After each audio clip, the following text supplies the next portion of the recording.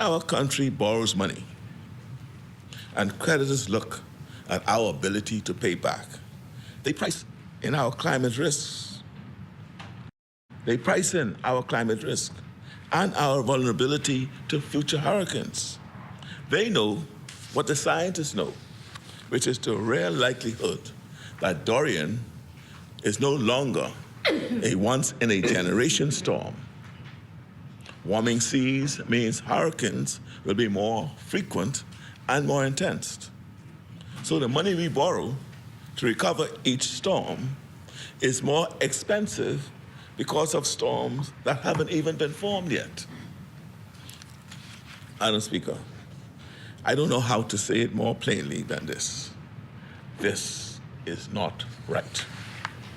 It is not right for our small, beautiful country to pay such a heavy price for carbon emissions of the world's largest and wealthiest nations. It is not right that our debt grows more expensive when they fail to make enough progress meeting emissions targets.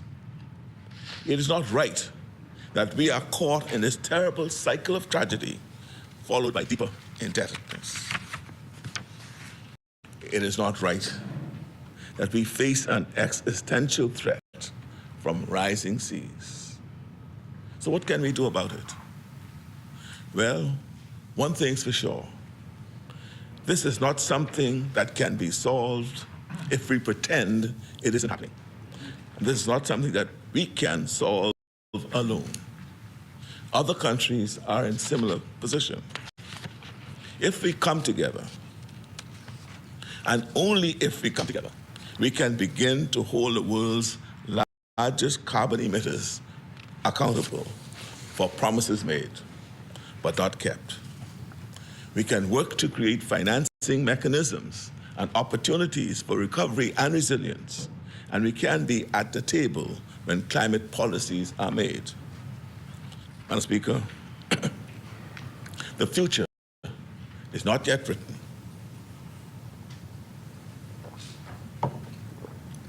And we cannot allow other people to determine our country's destiny. We need to be in the rooms where the most consequential decisions are being made. We need to build the relationships that make strong coalitions for change possible. When I meet with leaders of other countries, I bring with me in my heart the Grand Bahamian lady I met last year who lost 3 children and a husband in Dorian. My job is to fight for her. I bring with me all of our children who deserve to grow up in a country that is not trapped in an endless cycle of climate-related debt. My job is to fight for all of us. We have only been in office 8 months, but our leadership on this issue is already being felt and recognized.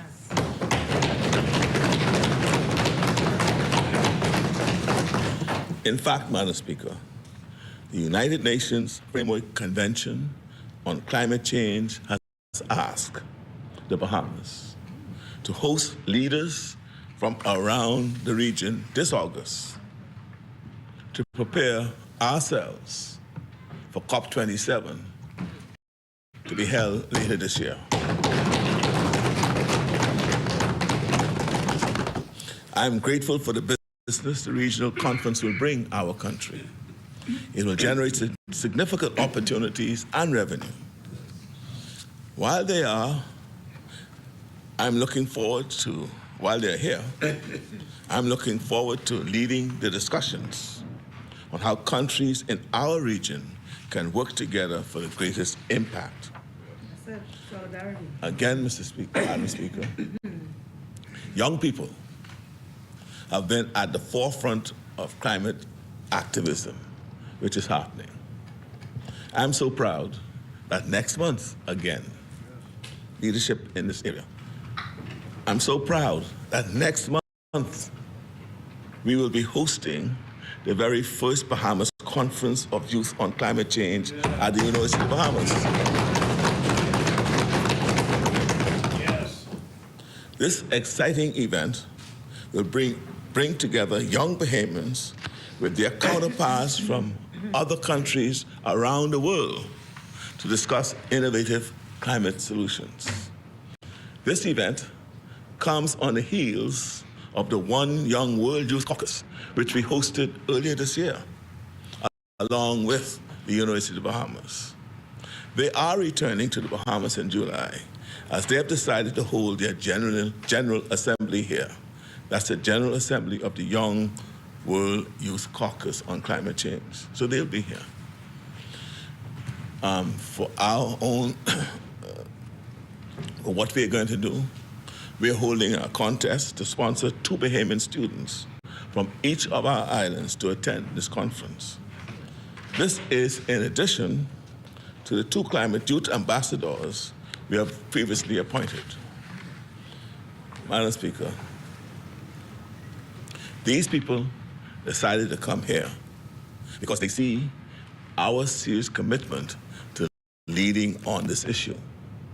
When it comes to climate change, here's what is at stake for the Bahamas: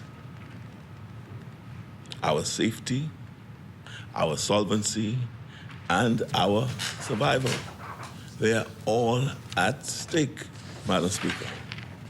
And as I reminded the world at COP26 in Glasgow, countries like ours are out of time. Unless we change, unless we are supported by the carbon-emitting countries to rebuild for resilience, we will not be able to outrun the impact of climate change. Without change, if we are lucky, we will become refugees. Bahamians will become refugees. Without change, if we are unlucky, then we will be left to the mercy of future hurricane torrents. People will be forced to flee, but flee to where? So, Madam Speaker, I will never stop fighting for justice and progress on this issue. And I want Bahamians to know we are just getting started. In case it isn't clear by now, I don't agree with my predecessor's home alone policy, a policy of failing to show up in the international arena in a meaningful way. Home alone means the Bahamas doesn't have a voice.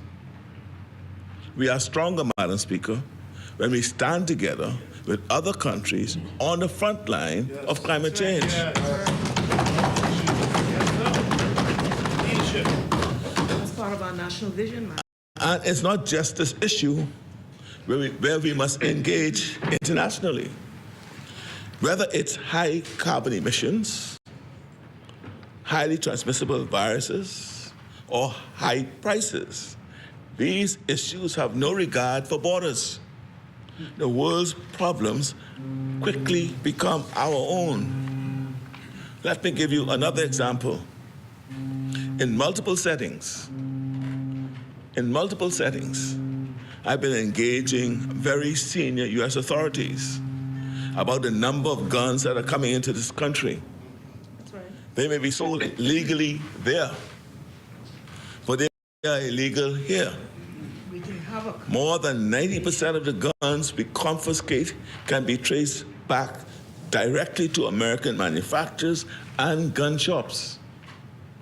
Guns, drugs, organized crime, these are problems that require us to advocate for increased resources and joint coordinated action and enforcement. When we participate, when we engage, when we build relationships, we have the ability to have an impact on policies which affect Bahamians in fundamental ways. Sometimes we need to travel to engage, and sometimes the world comes to us. For example, ahead of this month's Summit of Americas, I recently hosted a congressional delegation from the United States, led by Representative Maxine Waters, the chair of the House of Representatives Financial Service Committee to discuss carbon markets, digital assets, bank de-risking, and the gun problem, among other issues. I also hosted the Deputy Secretary of State, Mr. Brian Nichols, to discuss the same issues. They came here. Engaging internationally isn't just about tackling shared problems and challenges together. It's also about building the kind of bridges that result in mutually beneficial new opportunities and joint action, from commerce to scholarships and to the sharing of expertise. Madam Speaker, I've shared some of the reasons for the deep crisis we face. More intense hurricanes, a terrible pandemic, the global inflation caused by war and supply chain disruptions. All of these have added to the volatility of today's economic landscape. But while we may not be responsible for these external shocks, we are responsible for how we respond to them. The financial year 2022-2023 budget is our response, a response that balances the need to pay down our debts, the urgency of helping Bahamians now through these tough times, and the moral and pragmatic imperative of investing in our country's growth, resilience, and strength. It's a stark contrast with the budget presented here in this place 1 year ago. That budget kicked the can down the road, postponing the hard decisions. It was a recipe for stagnation, not progress. Now, I have no intention of spending too much time talking about the administration that came before us. Bahamians are acutely aware of their shortcomings, and they have already delivered their verdict very emphatically. Bahamians hired us to fix the messes that were created, but also, Madam Speaker, to learn from the mistakes and the failures so that they will not be repeated. The choices made in government matter. Indeed, as we constructed this budget, we were very much living with the consequences of decisions made by our predecessors.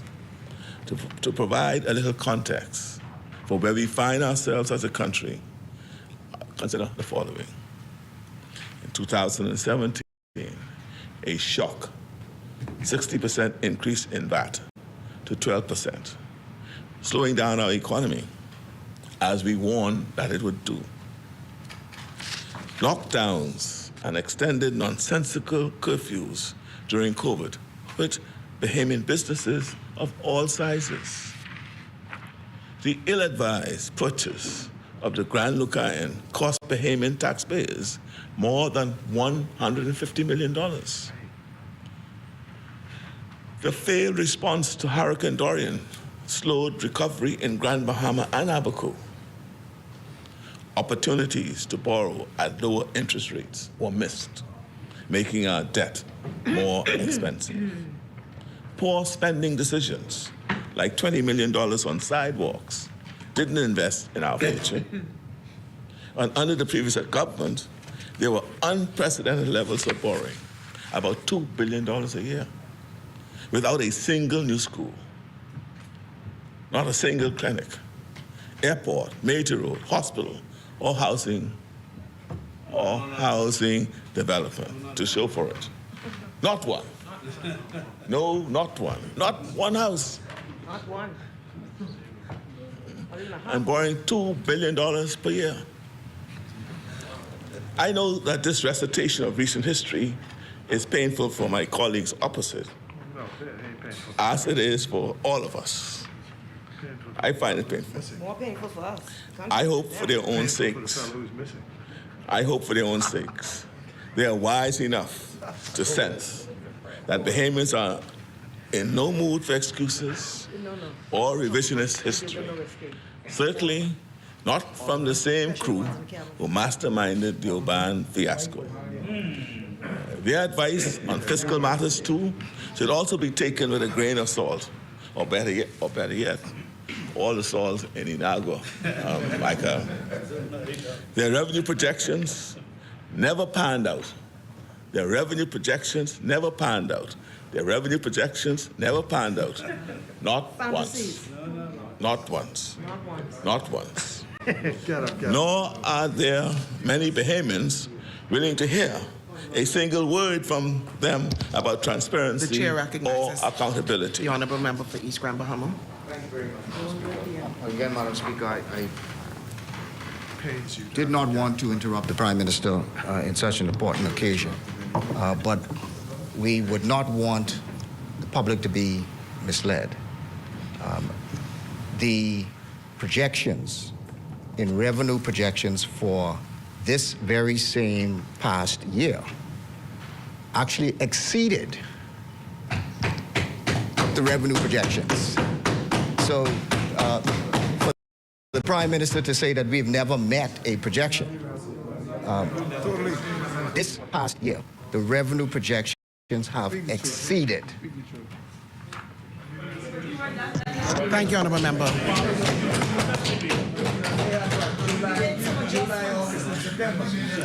Well, I'll just respond by saying this.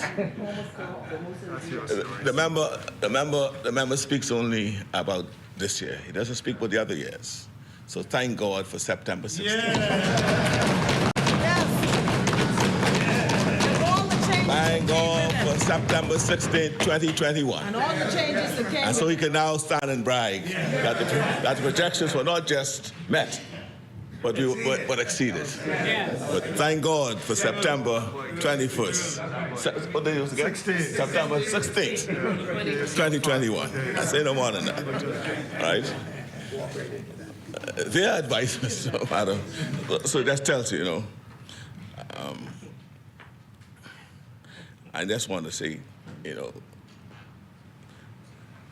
many Bahamians, I don't think any of them want to hear a single word from them about transparency or accountability. These words were invoked repeatedly in nearly every one of their public utterances, as if these words themselves were magic, as if saying them enough times would somehow release the speakers from the responsibility of actually being transparent or accountable. Madam Speaker, I'll leave that there. We have conducted a number of audits and investigations in order to give the people an accounting of how their money was spent after Dorian and during the COVID-19 state of emergency. This was required by law for the government to have done. They never did it, so we're just following the law. So with these things, we're following the law to have these accounts done. As we have detailed in this House, our efforts have in too many cases been frustrated. In addition to serious irregularities, many records and accounts are either missing or never kept in the first place. Today is about looking forward, not backward. I do not want to spend today reviewing these issues in any detail.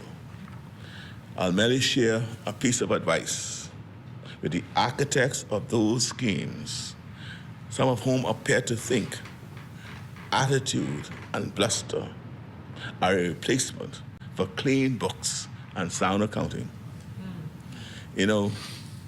I wrote a letter to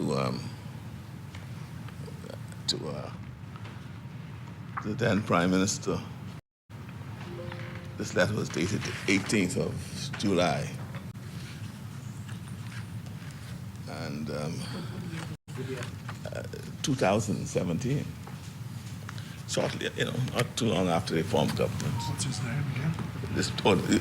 The Honorable Hubert A. Minnis, Prime Minister. Is he here? No, he's not here today. And I noticed they moved his sign from near Marco City They trying to separate you all again, man. tell them don't do that. All right. That's when Ingram got them together. Yeah. You know, I was telling him in this letter, and I won't go into the details and the circumstances yet as to why I wrote the letter. I told him, when you dig one grave, you dig two. Well, I got another bit of advice. When you are in a hole, stop digging. When you're in that grave. When in a hole, stop digging. I leave it there. And I said, you know, as I said, let me put it in the context in which I'm saying that. Right? The architects of those schemes, with respect to the spending during Dorian and the pandemic, some of whom appear to think attitude and bluster are a replacement for clean books and sound accounting. The advice: when you're in a hole, stop digging.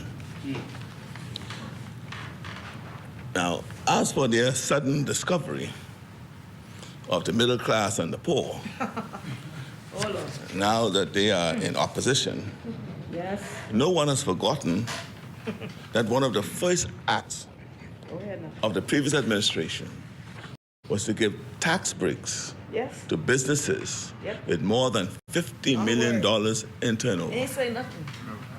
Not a word. In fact, one or two of the persons impacted by that, say he ain't know why he give it to them.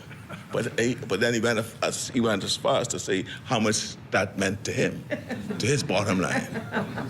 But he said they just didn't, he didn't even know. Not a word. Not a word. You know, and so you're talking about the poor and middle class. And then No credibility. when the poor, though, complain about their taxes, Yep. like the 60% hike in VAT, Not a word. not a word, nothing was done. But when the rich, So they fired Vaughn Miller. but when the rich, Don't forget the firings. all right, but when the rich wrote, when the rich wrote to complain about their taxes, the very next day, One letter. Like their with tax me. increase was reversed. letter. And that letter came from somewhere out west. Out west. Very, very out west. No one has forgotten. No one has forgotten the special deals for special insiders. Not a word. Right there. See, and They as supported it. the member for East Grand reminded me, thank God for September 16th. Before the 16th of September general elections, the facts disclosed to the public were as follows. During fiscal year 2021, government net borrowing totaled $1,743.8 million to meet budget shortfalls. During the fiscal year 2021-2022, government net borrowing again exceeded $1 billion. It totaled $1,220 million, again to meet budgetary shortfalls. By the end of June 2021, the nation's debt to GDP was estimated at 101%. Payments did not wonder why the former government chose to hold a snap election many months before the end of their term and during one of the worst COVID surges in the country had seen. Thank God they did. They didn't wonder because Bahamians believed. And I agree that the former government intended to raise taxes on Bahamian families as soon as the voting was finished. As you know, we worked hard That ain't work though. to avoid doing that in this budget. What is important and what is undeniable is that priorities matter and compassion matters. And as we see over and over again, competence, more importantly, competence matters. Competence truly matters. Madam Speaker, we believe in facing hard problems not running from them. I'm going to share just a little of what we have accomplished in the first 8 months, because our new budget builds on these foundations. When we came to office 8 months ago, we knew that taking a more balanced approach to our economic and health challenges was crucial. So we lifted curfews. We ended the emergency orders. We reopened the economy so Bahamians could get back to work. We introduced free COVID testing and distributed free medical grade masks. We ended the travel visa fee for Bahamians. We paid nurses, doctors, teachers, and public sector workers what they were owed. We increased pension support to our seniors. We reopened schools. We started building homes right away, with the result that it was my privilege to give out keys last week to new homeowners in Pine Crest Development. You said 8 months? You said 8 months? 8 months. 8 months. In 8 Right. months. 8 months. In 8 months, right? Madam Speaker, after a long period with no home construction by the government, affordable homes are now being built in New Providence and Abercrombie.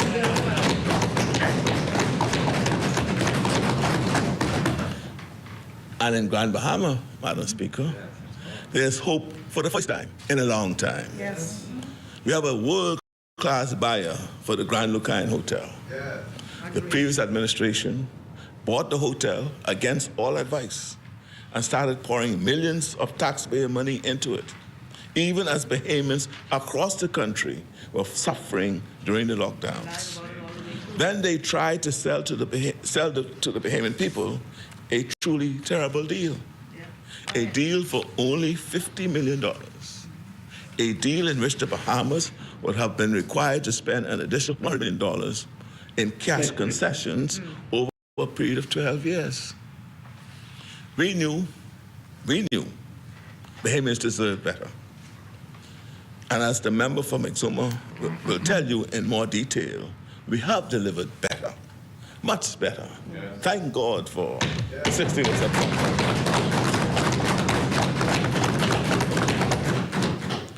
Our country will be receiving $100 million for the purchase of the hotel. And the Grand Lucine will become a sustainable luxury resort. That's 2,000 construction jobs, Madam Speaker, and 1,000 permanent jobs. So along with this Grand Bahama now, the construction of the $200 million new cruise port, and a public-private partnership underway for the redevelopment of the Grand Bahama International Airport, and substantial progress being made on a new hospital, the future is finally looking brighter in Grand Bahama. In fact, I want to take a moment here to tell you about CoLab, run by our very capable Minister for Grand Bahama. CoLab was motivated by the recognition that the government can be much more effective when we act in concert with others who also have a stake in the recovery and development of Grand Bahama. Meaningful partnerships lead to meaningful change. So we are partnering with the private sector, with nonprofits, with churches, and with civic groups, amongst others. Collaboration in a shared vision for a place we all care about, that's how we make progress. Madam Speaker, in the first 8 months, we have worked to lay down a strong foundation for change across our islands. Sometimes this required legislation, but there are other ways to build positive change too. Sometimes we are most effective on behalf of Bahamians when we engage in constructive dialogue. Here's an example. At the end of January, I had a meeting with the management of Freeport Container Port. During the meeting, I shared with them my concern and disappointment that the practice of hiring Bahamians as casual workers rather than employing them as permanent staff was having a large and negative impact on those workers and for those workers as casual workers. And this seemed to be the trend in Grand Bahama. The casual workers had no security, no benefits, no leave, no ability to enter into credible credit arrangements. So we talked about it. And I want to publicly now thank Freeport Container Port and hold them up as a model for others in Grand Bahama and others in the private sector across our country. Because they came back to see me this week to say that as a result of my advocacy and our dialogue, they have made substantial progress in converting a number of casual workers to permanent workers.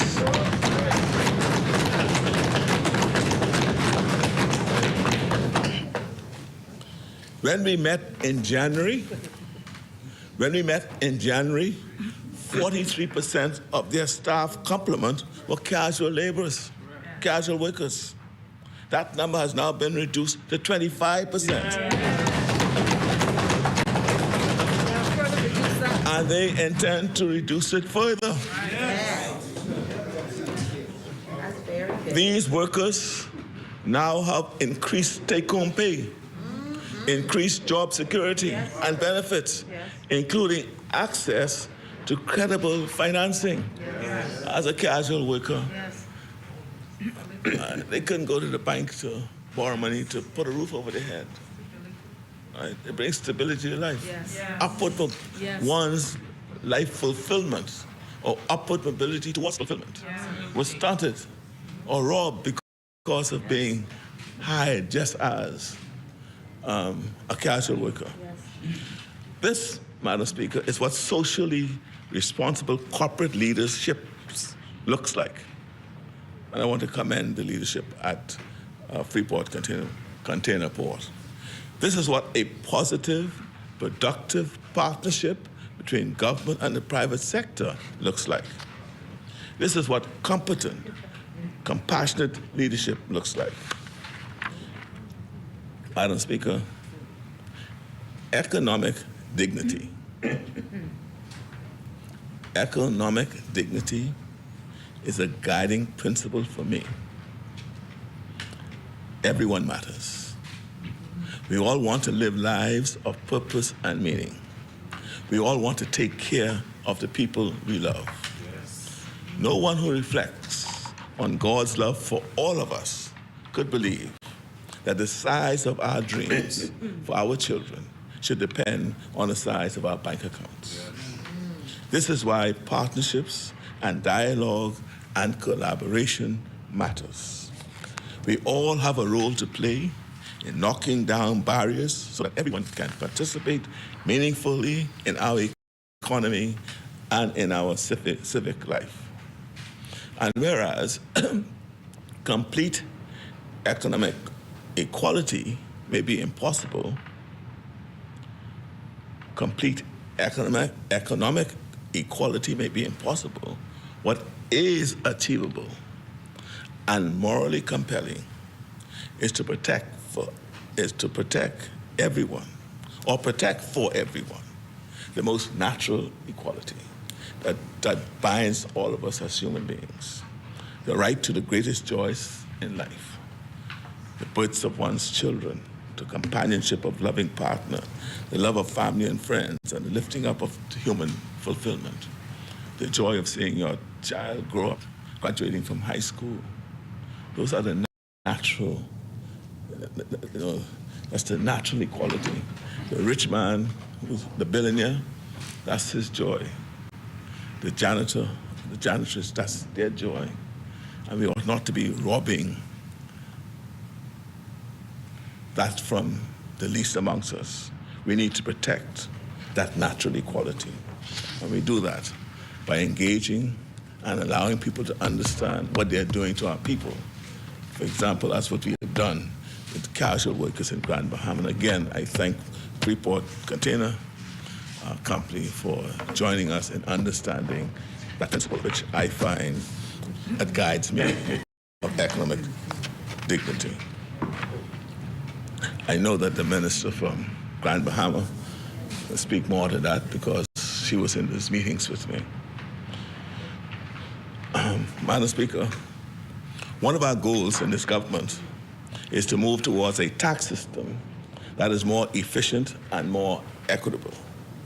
We have already begun ensuring that a greater share of our revenues will come from those who can afford to contribute more with our revenue enhancement unit, which is particularly focused on increasing the yields on our real property tax.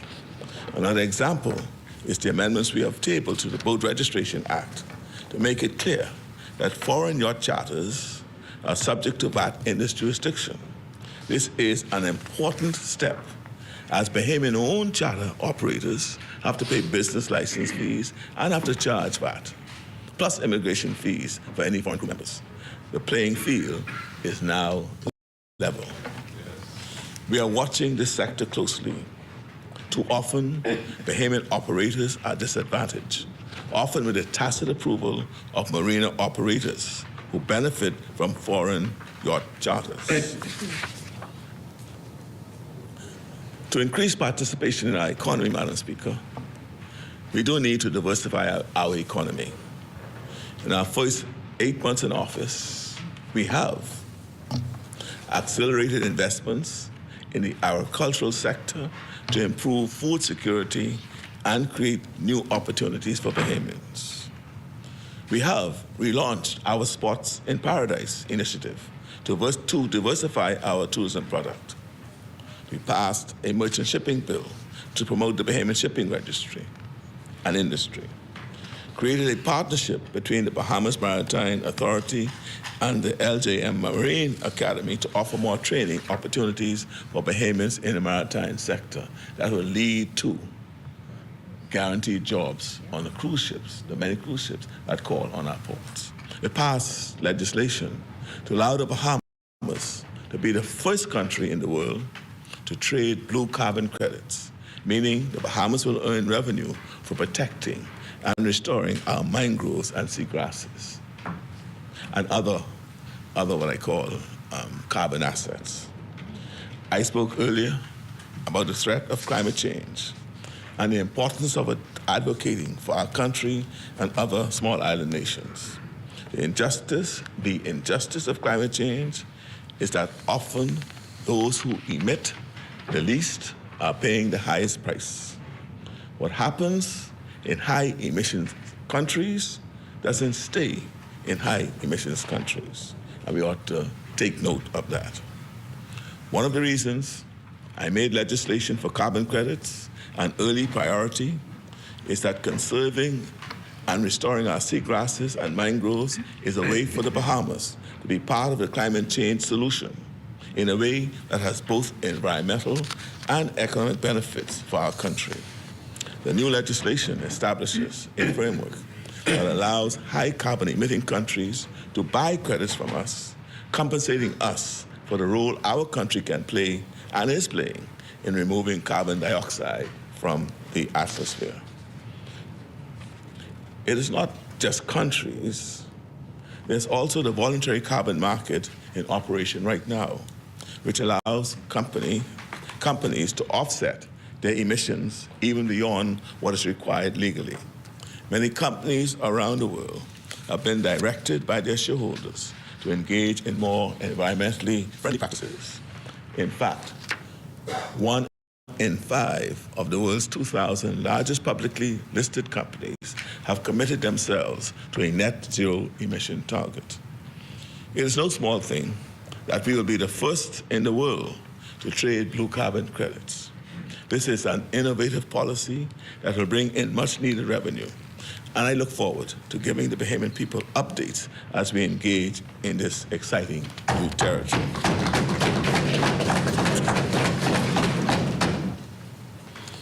I conclude this portion of the contribution, which because of time constraints details only some of the highlights of the last 8 months, with the following reflection.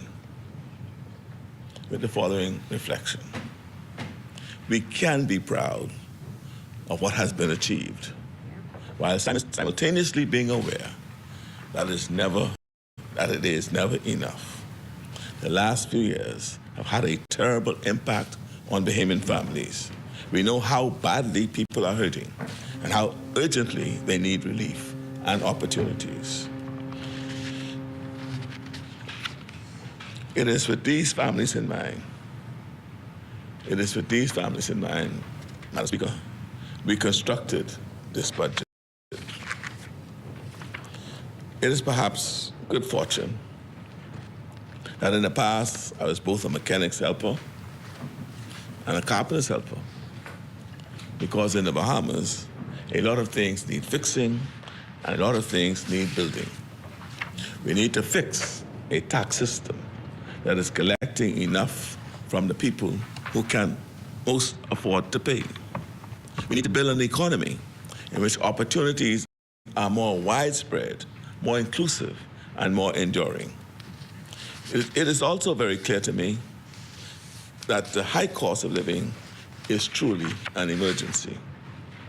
The necessities of life are too expensive for almost everyone. In truth, the cost of living was too high even before the global inflation crisis. But now we are in new territory. Food prices alone have gone up 20% since last year. The cost of everything keeps going up, but paychecks for those lucky enough to have work are not keeping pace. That's why the first priority of this budget was to put in place a package of measures to help Bahamians cope with inflation, including multiple reductions in import duties, funding to increase enforcement of price controls, an increase in the minimum wage in the public sector with incremental increases beginning next month, the establishment of a contributory pension plan for public officers, the reintroduction of RISE, a conditional cash transfer program, a new catastrophic healthcare program, a substantial investment in making home ownership more accessible, the establishment of the Universal Service Fund to make technology more accessible and affordable throughout our islands, significant investments in agriculture to increase the nation's food security and reduce our food import bill, a 10% increase to NGOs, a 50% increase in social service assistance compared to pre-pandemic levels, a salary increase for teachers, and a retention bonus for both teachers and nurses.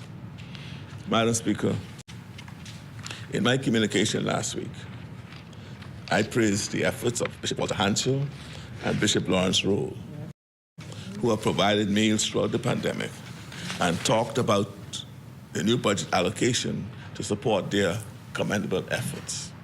To my great regret, I omitted the important work of Reverend C.B. Moss in the Bain and Grantstown community.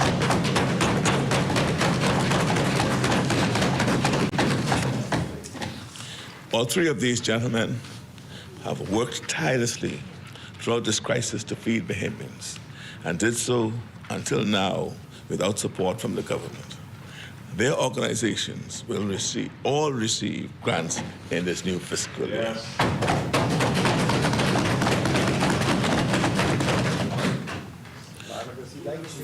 Madam Speaker, another issue which has arisen is our commitment to improving the salary and benefits of public officers. To the labor leaders who are seeking to conclude contractual agreements, you will find our approach very civil and constructive. Yes, there will be a back and forth, but that is part of the negotiation process. In the previous 4.5 years, prior to us coming into office, there was no dialogue, only confrontation. We are seeking to change that. And this upcoming budget sets the framework for this relationship to change. Madam Speaker, the chief drivers of inflation, global supply chain problems, the war in Ukraine, U.S. monetary policy, cannot be addressed by the policies we make here in Nassau. But what we can do is bring down the costs we do control, work to make sure those savings are passed on to consumers, put a little more money in pockets, and plan for the medium and long term so we reduce our vulnerability in the future to global conditions. Let's start with the reduction of customs duties on nearly 3 dozen food items. The goal here is to include many of the most frequently consumed foods, like eggs, chicken parts, flour, cheese, and corn,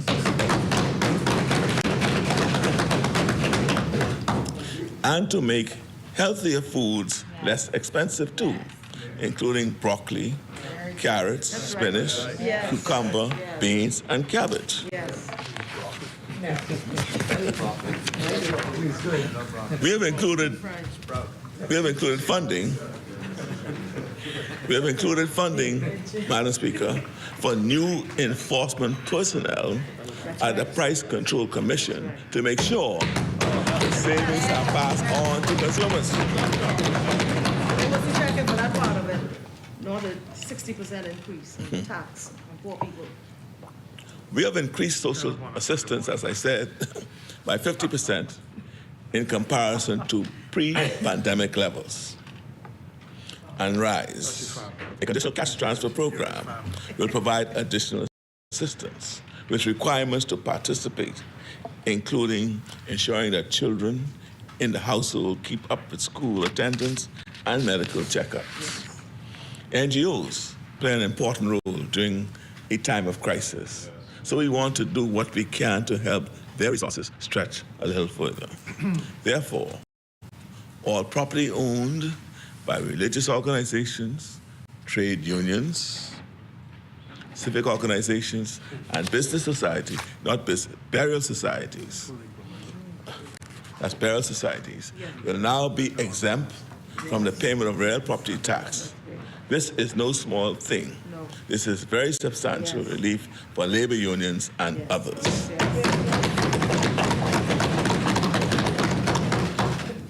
Madam Speaker, healthcare costs are rising along with everything else, and Bahamians who suffer chronic diseases are particularly impacted. We have allocated $10 million for catastrophic healthcare in our budget, which means the government can provide some assistance to long-term dialysis patients, heart patients, and others facing serious medical issues. Yes, sir. Along with food and healthcare, housing also ranks as a necessity. So as soon as we came into office, we started planning and building affordable housing. I noted earlier how gratifying it was to hand over keys to new homeowners last week in the Pinecrest subdivision, which will include 47 new homes. The smiles on the faces of the new homeowners were about as big as smiles get. We all know that's because a house is so much more than a place to lay your head at night. And I want to congratulate the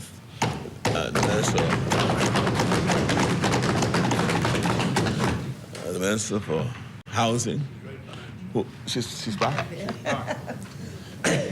for a wonderful job and her tenacity in getting things done.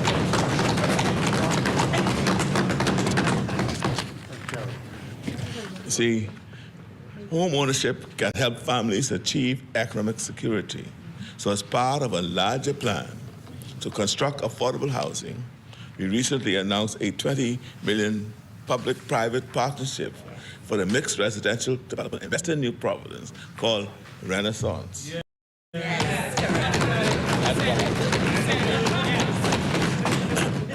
It's a question of whether it's Renaissance or Renaissance. It's Renaissance, Carmichael. Renaissance. And again, the member for Elizabeth is doing such a tremendous job in this area. Again, I take a hat off because we've been in office for 8 months, but in 4 months, see the number of houses that's popped out of the ground, and they popped it out of the ground in Pinecrest. They pop it once again. The houses are popping once again. Now, our budget also includes multiple new measures to help Bahamians looking to become homeowners. We are expanding concessions for the first-time homeowners, reducing the duties on building supplies, like roofing materials, plumbing materials, and electrical supplies, and increasing the level of exemption for first home buyers from $250,000 to $300,000. In addition, we are reducing VAT on property transfers below $1 million for individuals. Madam Speaker, taken together, these measures, from the reductions in food tariffs to support for medical patients and new homeowners, reflect how urgently we believe Bahamians deserve help to cope with higher prices. These measures reflect our belief that it's important to help Bahamians right now, despite the very serious fiscal restraints we face. None of these measures are a magic bullet, but they will help. We are moving in the right direction. Madam Speaker, Bahamians understand that skyrocketing prices originate outside of the Bahamas, but that isn't the end of the story. Even as we help people during this short-term crisis, we can do more to plan for the medium and long term. In particular, there's so much we can do to increase our country's food security. You know, it was on Cat Island that I first saw for myself that farmers who feed their families and their communities do good, honest, and important work. My grandparents were subsistence farmers who grew tomatoes, peas, white and sweet potatoes, and corn. That's where we got our grits from, grinding the corn. Many Bahamians have memories of their parents and grandparents farming, especially in the Family Islands. And people who grew up in New Providence would remember the mail boats coming in, loaded with homegrown produce. That's right. So in generations past, farming knowledge and expertise might have been passed down informally. But if we truly want to turn farming into a robust and dynamic sector of the economy, we need to formalize education and training. That was the initial impetus behind the creation of the Bahamas Agriculture and Marine Science Institute. We haven't come close to realizing the potential of BAMSI, but it's time to start now. Yes.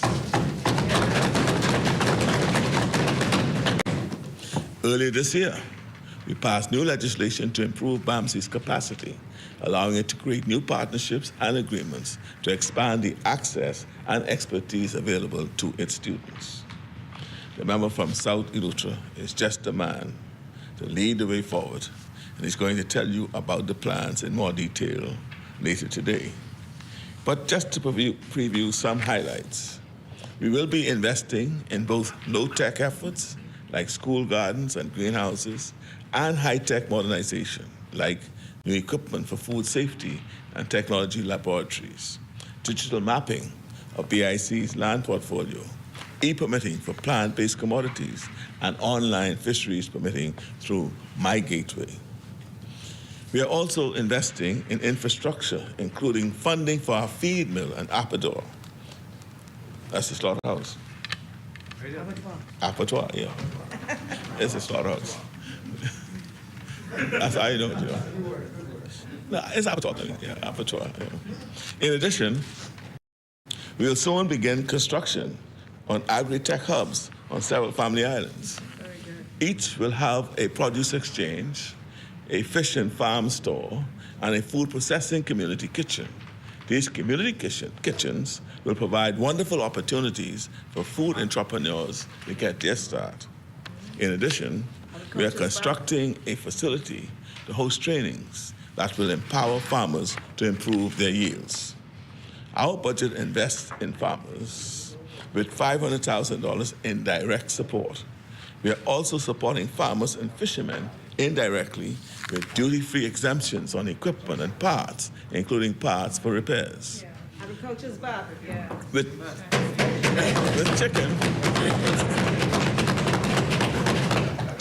With chicken a main source of protein in our diet, we are promoting a Bahamian poultry industry.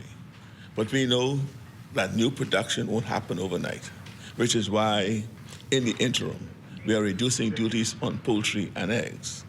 When it comes to our nation's marine resources, we are working to create an agriculture and fisheries development fund, which will provide grants and guaranteed loans to young Bahamians who want to enter the sector.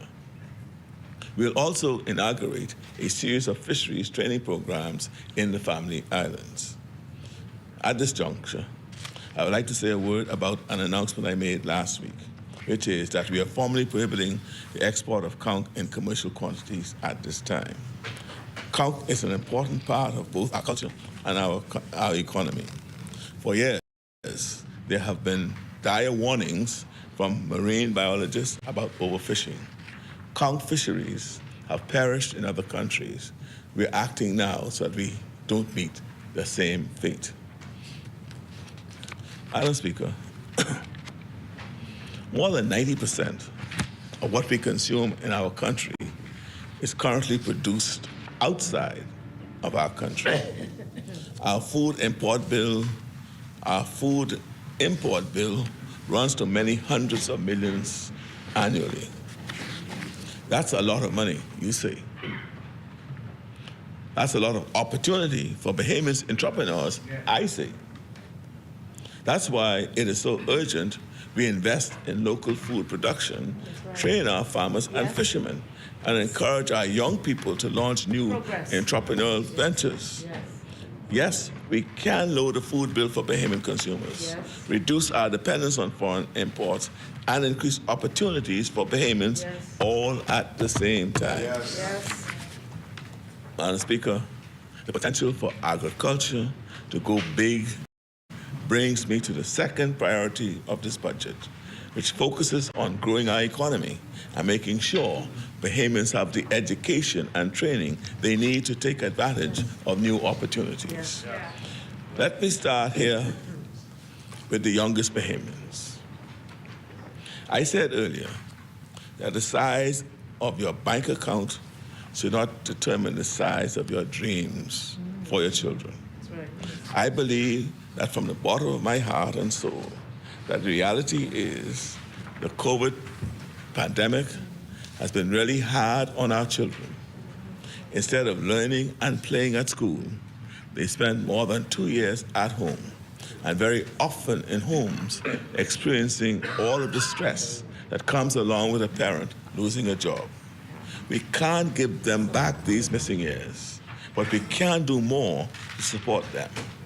We have allocated funding to conduct individual assessments and create individualized educational plans. We are going to work with teachers, guidance counselors, and community partners, and we are going to let our children know that they are what matters most. They deserve first and second and third chances, and they deserve to know that we are on their side. The member for Engleton feels as fiercely as I do about our Bahamian children, so I know their education is in good hands. Madam Speaker,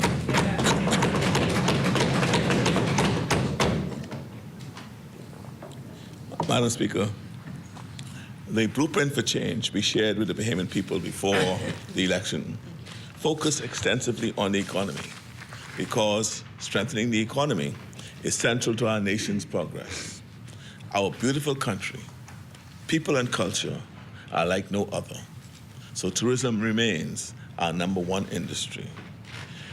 We have moved quickly and aggressively to help tourism recover and expand. We are increasing room capacity, and the coming months will feature the reopening, both of the Hilton and Club Med in San Salvador. Wow, Club Med.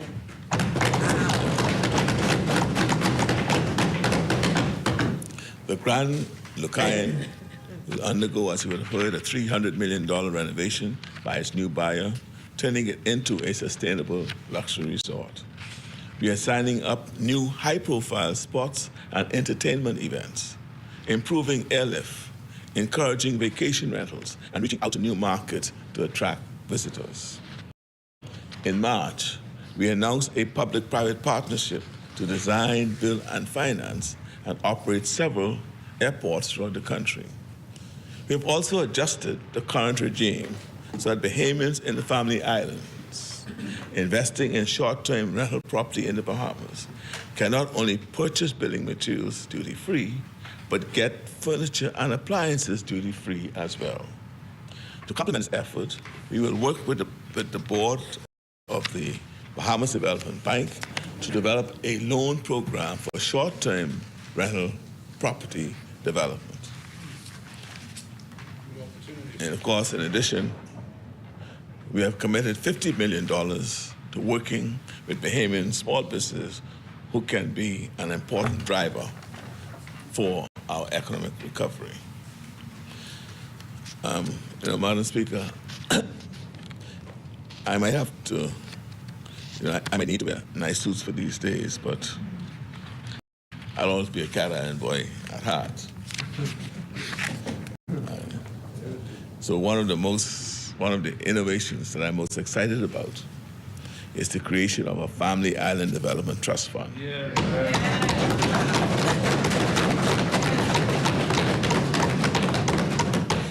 Which will be a sub-fund of the National Infrastructure Fund. We have allocated 10% of overall revenue collected in the Family Islands from property tax and road traffic fees for this fund. The $200 million will aid our efforts to make immediate and significant improvements to Family Island infrastructure. We also propose to leverage aviation-related revenue to create a fund for aviation infrastructure, which combined with the Family Island Development Trust will accelerate the reconstruction of Family Island airports. Madam Speaker, this will be a game changer for Family Islands. No longer will Family Island infrastructure improvements take a backseat to infrastructure improvements in New Providence. Tax revenue that is generated in the Family Islands can now be used to fund improvements there. This will not be a fund exclusively controlled by the central government, although the ministers of finance and works and local government would oversee the fund, supported by the appropriate technical officers. Local government will be invited to submit proposals for funding consideration, and the fund will also provide funding assistance.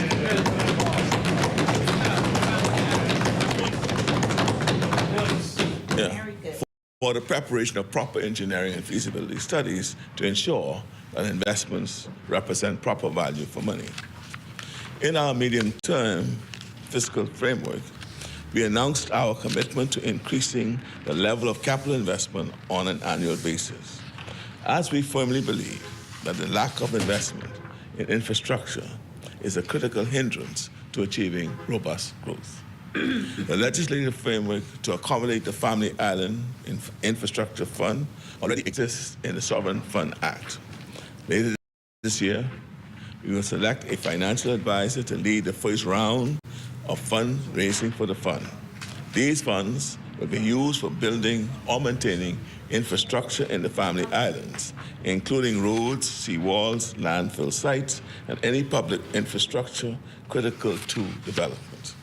The fund will also be a source of funding to local government districts, allowing them to purchase the capital equipment needed to ensure that the infrastructure is properly maintained. Madam Speaker, we have approved over $2 billion in new investments in just the last 8 months. That's a lot of new opportunities and revenue coming our way. But I want to emphasize that we have a new way of doing business. First, it is important to us to attract major, top-quality investments in the Family Islands, as opposed to more Nassau-centric efforts in the past. Second, we are working hard to make sure new investments have a positive and meaningful impact on the community in which they are located. We are looking at past agreements too, and a new compliance unit within the Bahamas Investment Authority will ensure that promises made to local communities will be promises kept. This is not an adversarial process. We are just committed to making sure that promises made to Bahamians on paper actually materialize in our communities as real and tangible benefits. In the past, concessions offered to investors have sometimes exceeded the economic benefits of the investment to the country. No more will this be the case. When we evaluate new investments, we are also paying attention not just to direct employment, but to spin-off opportunities for Bahamian entrepreneurs. We are also seeking compliance with transfer of knowledge programs, which are designed to ensure Bahamians are trained to hold skilled labor positions currently being held by foreigners. Beyond tourism, in investments, we are seeking significant interest. Beyond tourism, in investments, we are seeing significant interest from fintech and from industries who are eyeing the potential of Grand Bahama to become an industrial hub. In April, my government introduced a policy white paper that laid out a vision and a framework for establishing the Bahamas as a hub for digital assets. Digital assets made possible by blockchain technology are rapidly transforming the world's financial infrastructure. We believe we can leverage our experience and expertise in financial services and our thoughtful and transparent regulatory regime to encourage digital asset companies to locate here. We've already had significant success in this regard. This is a very exciting new industry. You will recall that at the dawn of the internet, there was a proliferation of new companies, some of whom went on to become tech giants, and some of whom failed or faded. It is not so different in the world of cryptocurrency. There will be crypto successes and crypto failures. This is a field with a lot of innovation and experimentation. That's what makes it so exciting. Our policy framework, though, allows us to attract legitimate companies who will operate in the best interests of investors and customers, keep out the bad actors, and provide educational and training pathways for Bahamians who want to participate in this new field. We will promote collaboration between the University of the Bahamas, the private sector, and the regulators to develop both certificate and degree level courses in this new 21st century industry. Madam Speaker, it's long past time to realize the potential of our orange, blue, and green economies. A new Bahamian school of visual, performing, and recording arts will unleash Bahamian creative skills.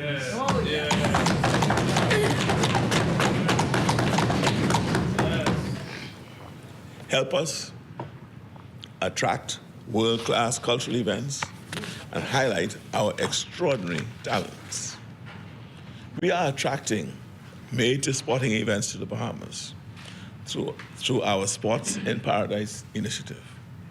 the Babe Ruth Caribbean Championships coming up soon, Carifta Track and Field Championships next year, the World Athletics Relays, the North America, Central America, and Caribbean Track and Field Championships to be held in Grand Bahama.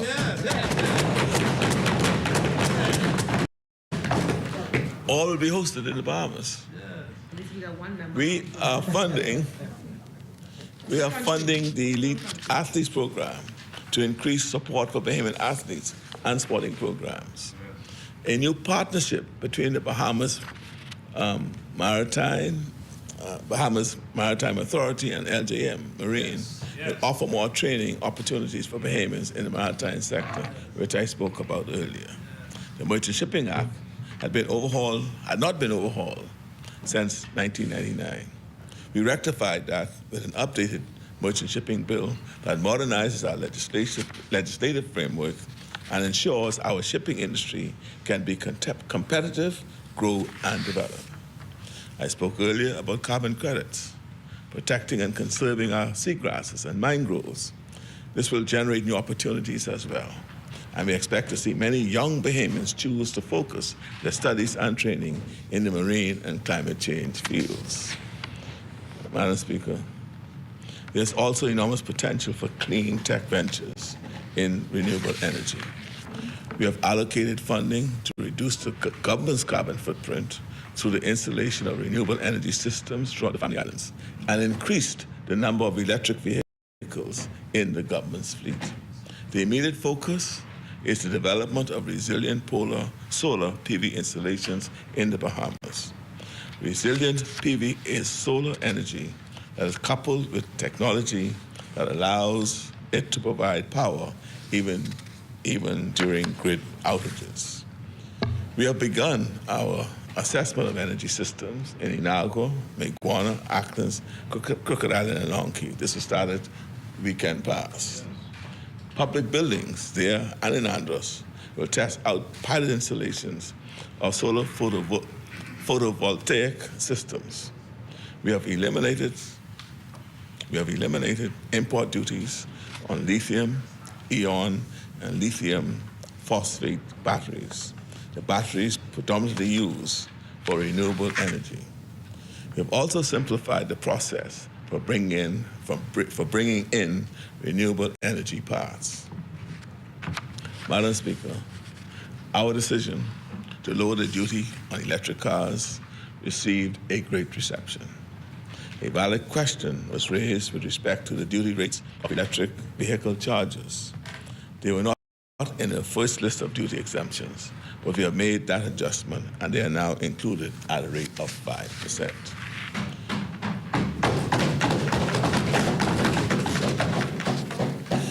We are serious about reducing our own carbon emissions, which is why we are on a path to switching from heavy fuel to cleaner, less expensive LNG. LNG gas is the cleanest of the fossil fuels. So we intend to join the many countries who view LNG as a bridge to a renewable future. And as I announced yesterday, BPL will provide about 60 megawatts of its power from a solar field by early next year. Our country is finally making progress on our goal of achieving 30% reliance on renewables by 2030. Madam Speaker, permit me to address the issue of imposing business license fees on domestic financial services operators. I said domestic financial services operators. There has been a suggestion that doing so may have violated the agreements that we may have in place with OECD. This is not the case. The concern arises in respect to the principle called ring fencing. This is where preferential tax rates are given to foreigners. The financial services industry, to attract these businesses to Bahamas, although the taxable activity is outside of the country, In other words, Mr. Speaker, Madam Speaker, ring fencing, the principle evolved as a result of financial entities, services entities that are foreign-based, but home-based here in the Bahamas, and their activity is outside of the Bahamas. And because of the concern, and they're attracted here because we are not taxing them, and their tax is different from the other taxes. That became a concern of the OECD, and an intervention was made to correct that in December 2019, 1819. And as a result, I could say that it impacted our revenues by about $80 million. And when we reviewed the whole situation, we thought we needed to level the playing field.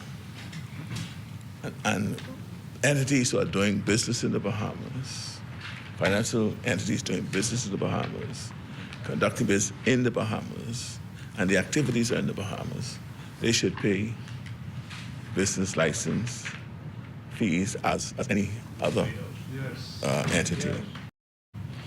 And so I just wanted to just explain what they call the ring fencing principle. Now, and as I said, in this case, where the concern arises, that's to explain what we're doing. We are imposing a business license tax on entities which do business within the Bahamas with Bahamian citizens and residents. It's where the entity's mind, management, and physical presence are here in the Bahamas. And we're ensuring that entities which are licensed to do business in the country pay business license fees.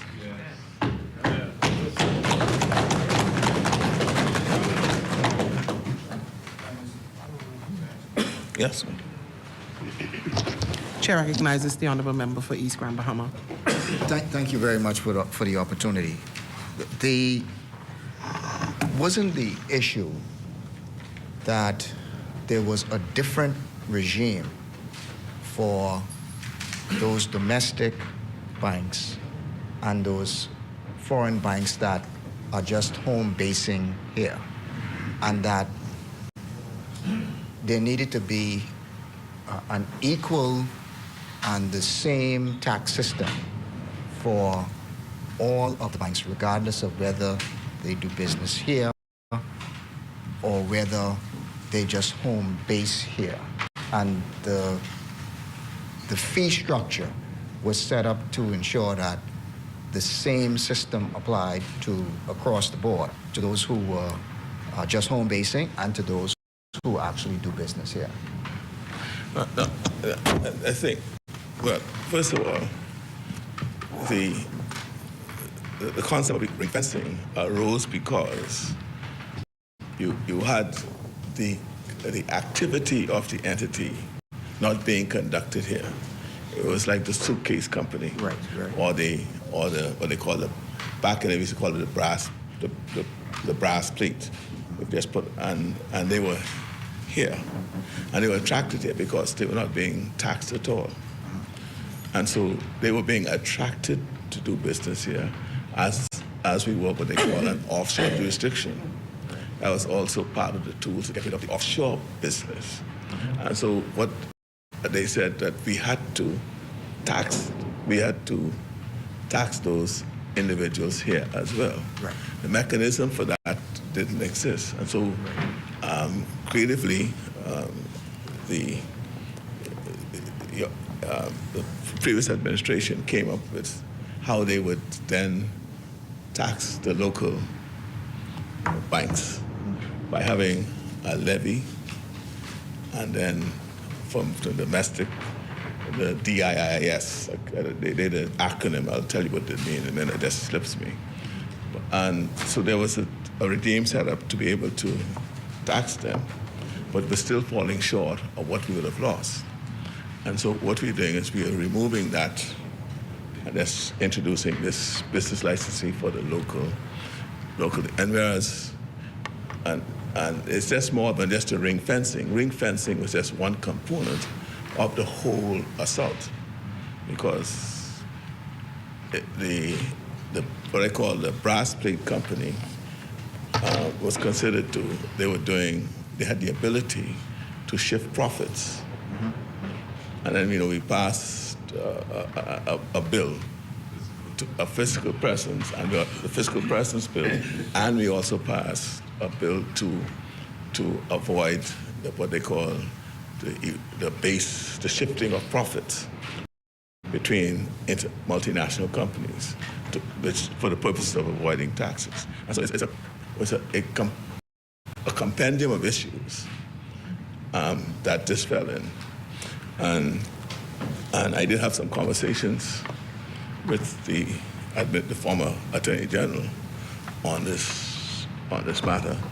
I thought there was another answer to it, but we never got to dealing with it. But we are satisfied that we are not violating. Thank you, Honourable Member. The Chair recognizes the Honourable Member for East Grand Bahama. Given that this regime would have been put in place to satisfy the international requirements, has there been any discussions on the change and whether or not it would create any challenges for us with those international recommendations? My confidence that it doesn't comes from the fact that the technical team did explore whether it was or not, and they were satisfied that they were not. So they would have spoken to, I don't know who all they would have spoken to, but I know that they did just come to me with it, because my first question, when the matter was recommended to me, was whether we were violating any arrangement that we would have with the OECD or the EU. And they assured me that consultation was taking place, and since we're just dealing with domestic, our own right to impose taxes on entities doing business within the Bahamas, with Bahamians and with residents, that excluded excluded us from having violated any arrangement we had. Madam Speaker, I would like to remind the House that we entered office 8 months ago.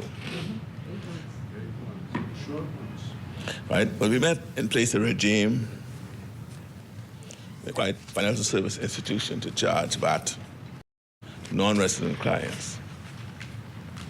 The feature of the VAT Act, if allowed to remain in force, would have destroyed the financial sector as we know it. We immediately amended the Act to protect the financial sector, so it would be absurd to believe that we would be knowingly do anything to negatively impact that sector.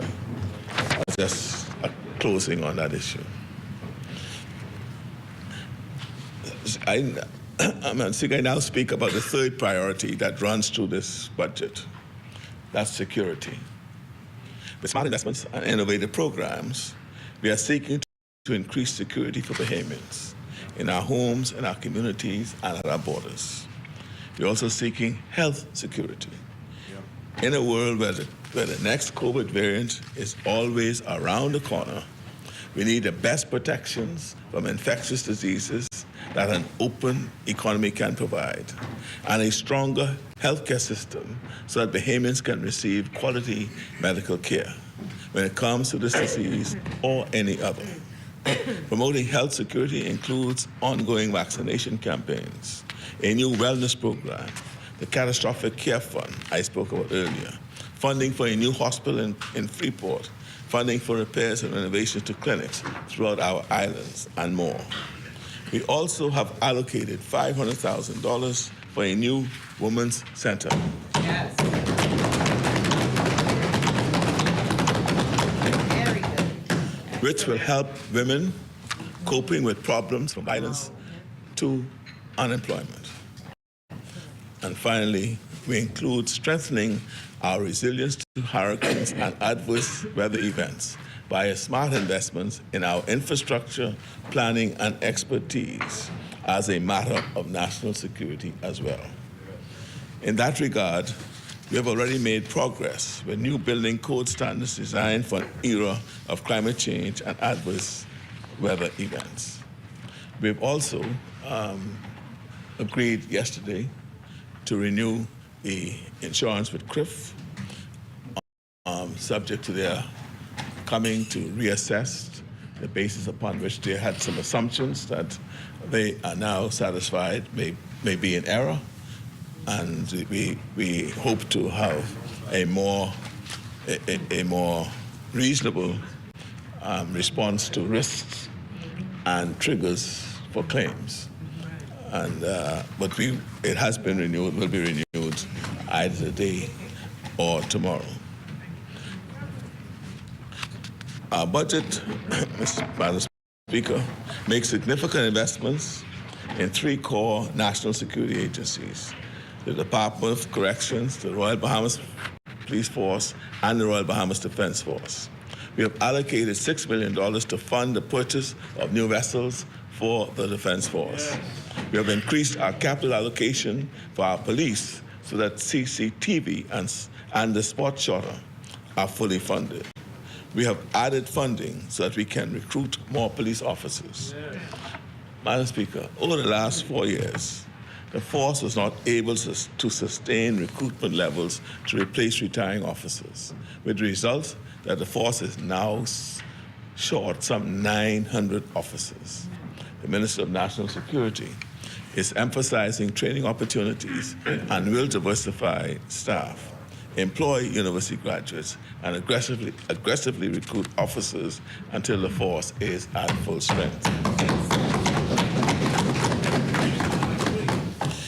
We've also added a substantial funding increase for urban renewal to expand that program's presence and outreach in our communities.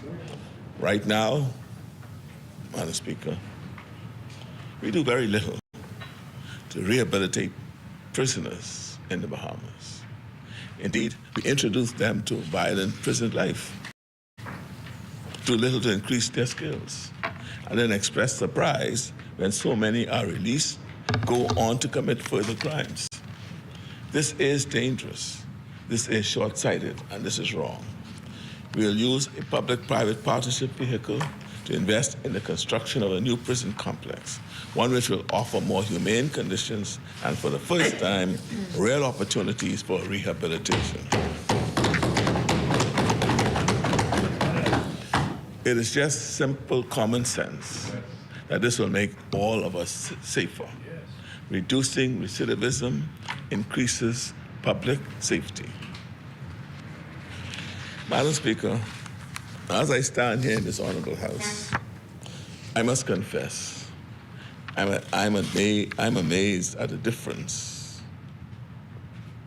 I'm amazed at the difference that a single year can make for a country. 1 year ago, I said that the former government's budget presented a recipe for paralysis, not progress. It is true, of course, that COVID presented enormous fiscal challenges to countries across the globe. But other countries used the interruption to innovate. For example, Jamaica improved their exports via trading on Amazon's platform. Barbados launched its extended stay program to improve revenue. It was not inevitable that we should stagnate so completely, but we are making up for lost time now.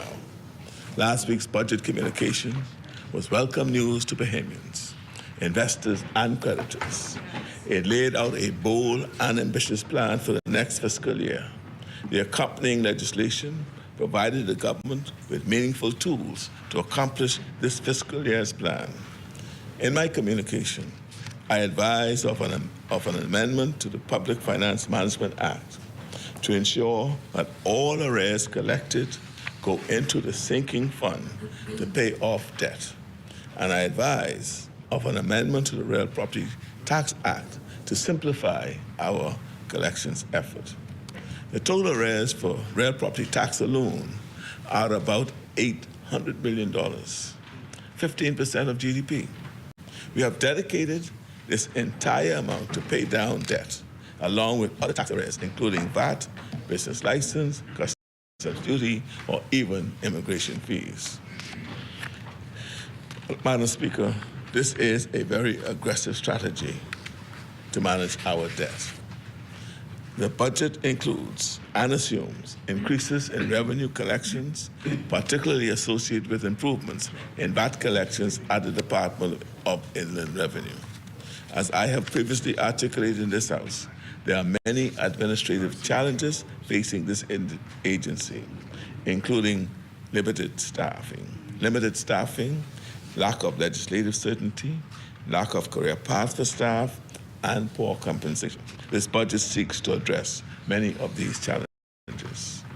In this budget, the department is provided with a budgetary increase of $1.5 million, largely attributed to increased salaries to allow for the recruitment and hiring of qualified staff to execute on the agency's mandate. We are already drafting legislation to institutionalize the department and provide it with the improved legal authority to execute its mandate of revenue collection. This, along with the reconstitution of a properly staffed revenue enhancement unit, is designed to yield significant improvements in revenue. Madam Speaker, as I reiterated in my communication last week, upon coming into office, this administration appointed a private sector debt advisory committee. The committee is charged with providing prudent advice to the government on its debt management strategy. We have already seen the results with the recent repo transaction at interest rates far below rates posted by the prior administration. A reduction in interest on borrowing from 8.95% to 2.4%, in my view, is indeed an important achievement. Over the medium and long term, our debt management strategy also includes increased use of carbon credits and green and blue financing to continually reduce interest rates. Many people expected us to raise taxes on ordinary payments in this budget, but we could not ask the poor or the middle class to pay more at a time when the cost of living is making daily life such a struggle and when our economy is still getting back on its feet. We took a different path. We are going to manage our debt more wisely. We are collecting taxes owed, and we have an aggressive growth strategy.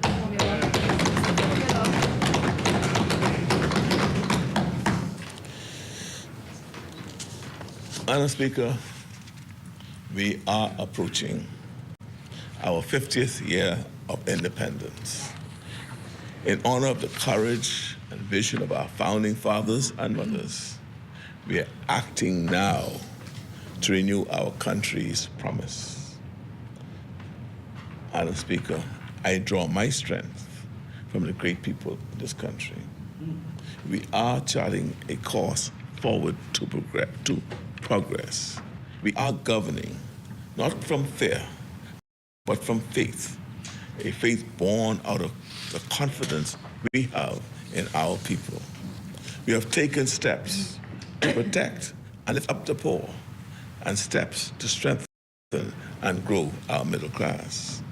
I want to close by reassuring the Bahamian people that I see the challenges you face. I know how hard it is right now. I'm not here to defend the status quo. I'm here to change it. Yes.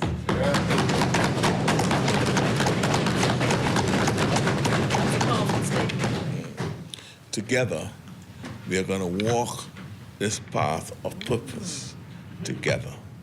May God bless the Commonwealth, and the people of the Bahamas.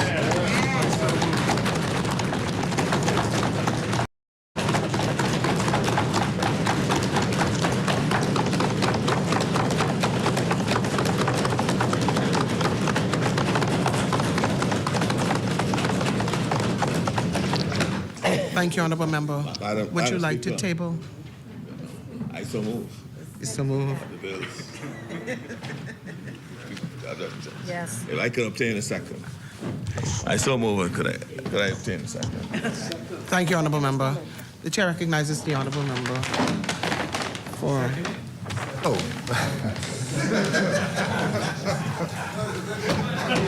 Please, Granville. thank you very much, Madam Speaker. I just rise on a point of clarification. There was and I didn't want to interrupt the Prime Minister, but the Prime Minister made a mention about a letter coming from Lightfoot Key and the previous administration then changing. I'll rest. My apologies. My apologies. I'll rest.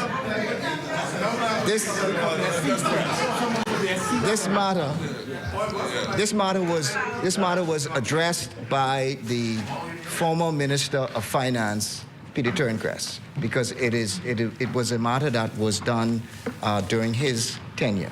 It was addressed during a press conference, and if I could just read just a portion of his response.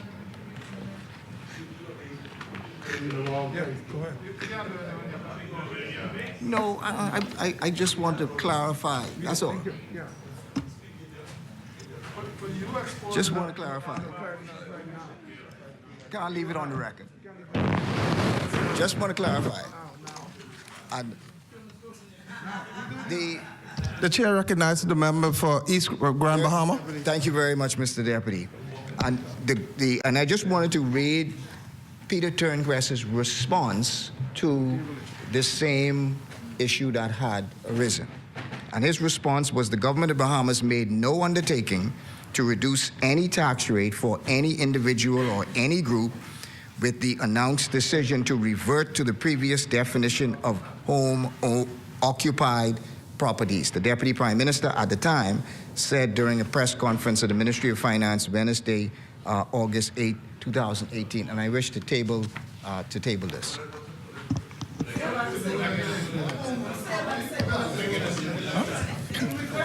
Honourable Member, are you tabling? What is tabling for? What is it that you're tabling? One letter. It is a press release that states the response of the then Deputy Prime Minister Peter Turncrest to the same allegation that was made. The Deputy Prime Minister, Peter Turncrest, the former member for East Grand Bahama, is not here to defend himself, and all we want to do is to Order that the documents be brought up. Response. That's all. One letter and you reverse your position. The Chair recognizes the Honourable Member for Cat Island, Romkey, and San Salvador. See, what I understand is the member is attempting to rebut a point that I made. And the point I made was that when the poor cried, no response. But when a letter was received from some far place out west, there was a response, an immediate response, and relief was had. That's what I said. He's saying that it happened? Is that what he's saying, that did not happen? The Chair recognizes the Honourable Member for East Grand Bahama. Deputy, what I am saying is... No. You asked me what I'm saying. No, but see, is it a rebuttal? Yes. Okay, Honourable Member, I have the document. The document will be... The document speaks for itself. Yes, the document is on the table. And that's all I'm saying. Yes, okay. Is there a seconder? What is the response from the fourth? The Chair recognizes the Honourable Member for Central and Saudi Lutra. Thank you, Mr. Deputy Speaker. I rise this morning with a grateful heart, giving thanks to Almighty for allowing me to be here this morning. I am grateful to the people of Central and South Eleuthera who has placed their confidence in me to represent them in this place and to be a voice for their concerns. I would like to also thank my beautiful wife, Delia, and my son, David, for their patience and understanding. Their sacrifices are untold and unmatched. And it's my deepest hope that while I am constantly away from them doing the people's work, that I do so with honor, and that one day they will look back and be proud of their accomplishments and know that the sacrifices were not in vain.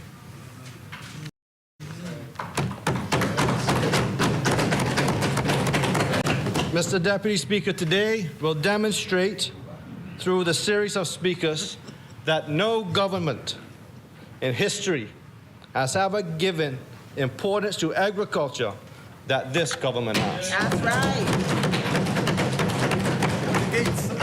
Yep. Today should be termed Agriculture Budget Day.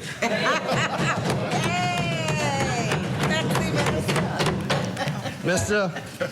Deputy Speaker, before I get into the meat of my contribution, I would like to take a few moments to congratulate Ms. Lynette Farrington, Junior Member of Central and South Eleuthera, for her outstanding contribution in this place. Undoubtedly, she has a bright future, and I commend her for a job well done. The young people who represented the various constituencies made a tremendous impact, and we should all salute them. I remember when I was in this place contributing to Youth in Parliament, representing my hometown, the constituency of North Eleuthera at the time. It was my involvement then that literally provided me the opportunity to stand here today.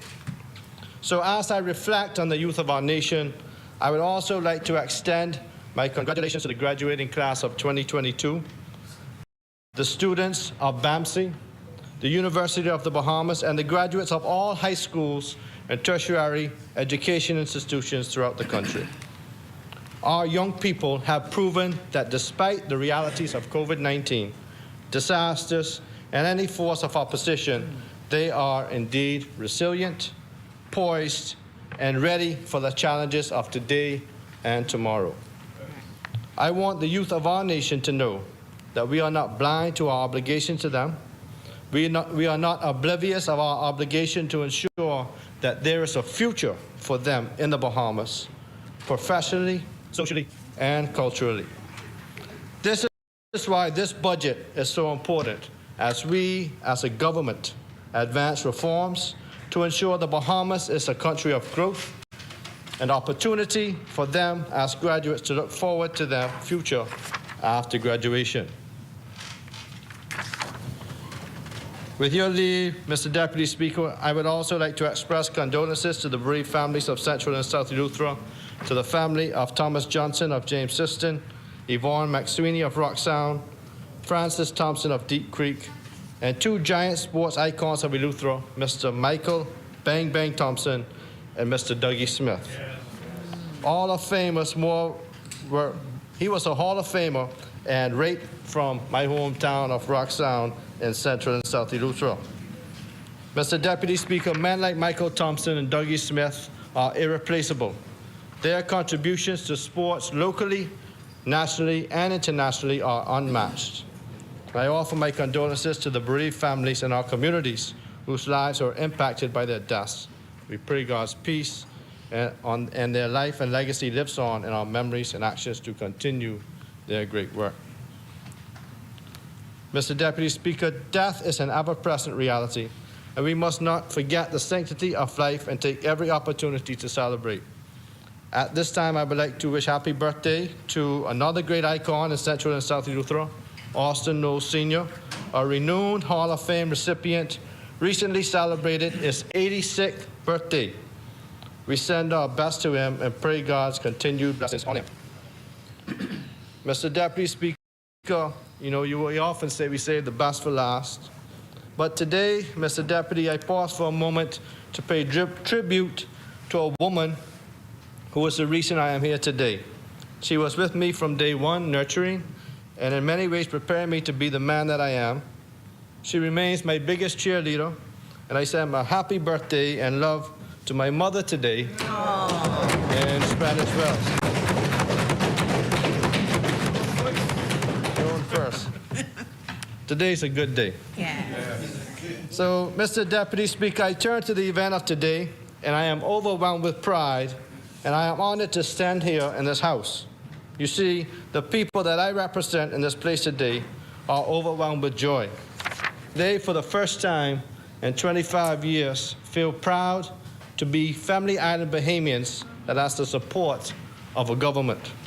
I have said it repeatedly that something great is expected for us in the Family Islands as we are led by a Prime Minister who holds a Family Island seat, a Deputy Prime Minister who holds a Family Island seat, and the Prime Minister carved the position of Minister of Family Island Affairs and bestowed the full responsibility of Family Islands on me. And I also represent a Family Island seat. You see, that something great is manifested in the 2022-23 communication as laid on the table by the Honourable Member for Cat Island, Rum Key, and San Salvador, the Honourable Philip Edward Bray Davis, and I proudly stand here to second this budget today. Mr. Deputy Speaker, while in no means diminishing the importance of the capital and the second city, today feels like a gold-letter day for Family Islanders who felt marginalized, neglected, and were simply an afterthought for so many years. You know, back in the day, they used to call us Out Islands. And then they changed the name to Family Islands to make us feel a little bit better. But today, I'm glad that this budget is Family Island concentrated. This Davis-Cooper-led administration is not only thinking about the Family Islands, but in this first official fiscal budget of the administration, is investing heavily to improve the socio-economic conditions of the Family Islands, as the Family Islands can provide a significant contribution to the growth of our economy. In Central and South Eleuthera, Mr. Deputy Speaker, despite having to reside in Nassau for most of the week to complete my ministerial and cabinet duties, I am present every week in my constituency. In these past 8 months, we have laid the groundwork and begun to establish significant improvements in capital works and ancillary works to revive the economy and grow opportunities for investment and entrepreneurship. Mr. Deputy Speaker, during my time campaigning to become the Member of Parliament, I promised the people of Central and South Eleuthera 5 priority items. And you see, it's very important that I outline these in my budget communication, because the people in South Eleuthera has never had a minister to represent them. And the people in Central hasn't had a minister in over 30 years. Wow. So it's important to them that I speak to what the initiatives we have in our constituency, and we outline the good things that's coming in the next few months. Thank you. I could only make promises that I was certain I could lobby for and deliver. Mr. Deputy Speaker, I am pleased and proud to say that in 8 short months, because of the leadership of Davis and Cooper, I have begun to deliver on these promises and are working hard to fulfill them. Top on the priority list for Central and South Eleuthera, a topic heavily debated while I sat in the Senate and further exacerbated by the pandemic, I can say with confidence that Central and South Eleuthera will not only get the medical facility I promised, but beginning January 2023, 2 medical facilities will be built to meet the needs of the growing communities and residents, and will undoubtedly be a key selling point to re-engage investors and to solidify new investment opportunities. You see, Mr. Deputy Speaker, this Davis-Cooper administration had a bird's-eye view during the pandemic of the challenges we were facing in healthcare. Through consultation with medical professionals, social enterprises, and economic advisors, they have formulated a plan, and one of the key areas of specific focus for the Family Islands is access to affordable healthcare, timing, and delivery of services. A step in the right direction. This past week, I traveled to Eleuthera with the Acting Minister of Health, a team of health professionals, and the technical staff to hold consultation and deliver the message in person on this administration's commitment to building those facilities. While I am happy to sing the praises for Central and the South, as the Minister for Family Islands, I am excited to advise that in total 19 medical facilities will be built or upgraded throughout the Family Islands. No doubt you will hear a more detailed accounting from the Honourable Member of Tall Pines. But this is indeed welcome news for Family Islanders near and far, as access to health care is among the top concerns for residents due to cost of airlift during emergencies, accommodations in Nassau, anxiety of being isolated from loved ones, and the overall cost of health care. The way forward is inclusive, providing access to affordable health care in Grand Bahama, throughout the Family Islands, and also New Providence. Also on the list of goals to accomplish is economic empowerment. We have worked with various organizations to make this a reality. We have facilitated meetings with BAIC, the Bahamas Development Bank, and the Access Accelerator Program, who now has a permanent home at the Business Hub in Rock Sound, Eleuthera. These three organizations provide assistance with creating business plans, access to capital, and marketing in the form of grants and loans for startup businesses and improvements to existing businesses. For the second year, Mr. Deputy Speaker, we are building on a platform that we call the starting line. We offered BJC tutoring classes from January to April 30th while engaging high school students, but we specifically targeted adult learners who are in need of obtaining minimum qualifications for entry-level jobs that may be available. Once again, the program was oversubscribed, and we are happy to have engaged teachers and provide this benefit for students and adults.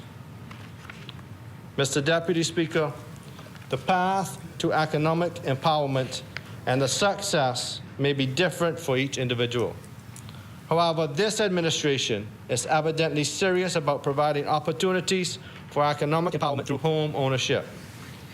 I would like to take this time to congratulate the member for Elizabeth, my old Senate colleague, for the countless hours of hard work that has gone into making the Pinecrest subdivision a reality.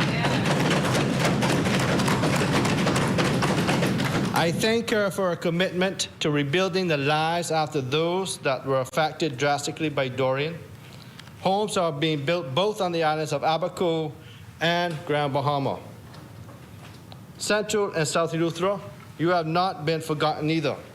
In November of last year, the Minister of Housing and Transport, along with representatives of the Bahamas Mortgage Corporation and technical team, came to Eleuthera to assess several areas for the possible expansion of the Affordable Homes Program. I am pleased to say that before the end of June 2022, this month, the administrative team from the Ministry of Housing and the Mortgage Corporation and other partners will be in Central and South Eleuthera for the mortgage fair to assess potential homeowners, and along with the Minister, we will break ground on a new affordable home division in Ocean Hole and Rock Sound. This member, good. Mr. Deputy Speaker, we must maintain a balanced approach to providing relief as far and as wide as we can. While we have a significant focus on agricultural lands and food security, the cries in the community of Hatchet Bay have been heard. Hatchet Bay, for the first time in many years, is being addressed. Their peculiar issue of being landlocked is one which is being addressed. The growth of that community is stagnant because no affordable available land for the expansion of the community is there. To this end, BAIC has agreed to transfer the ownership of 100 acres of agricultural land and industrial land to the Ministry of Housing. Yes, thank you. She could be in Eleuthera a long time. For the expansion of the community of Hatchet Bay.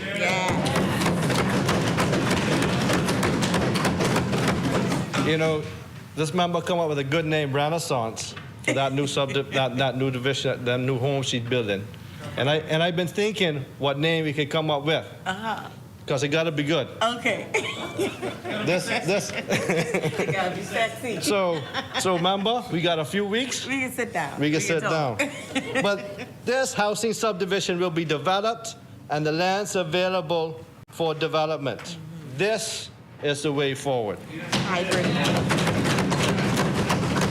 Providing opportunities to Yes. persons who's been neglected for many years. Yes. Providing affordable homes to persons who've not had access to homes. Yeah. And providing land ownership to persons, especially the people in Eleuthera, Yes. who've not had the opportunity for a long time.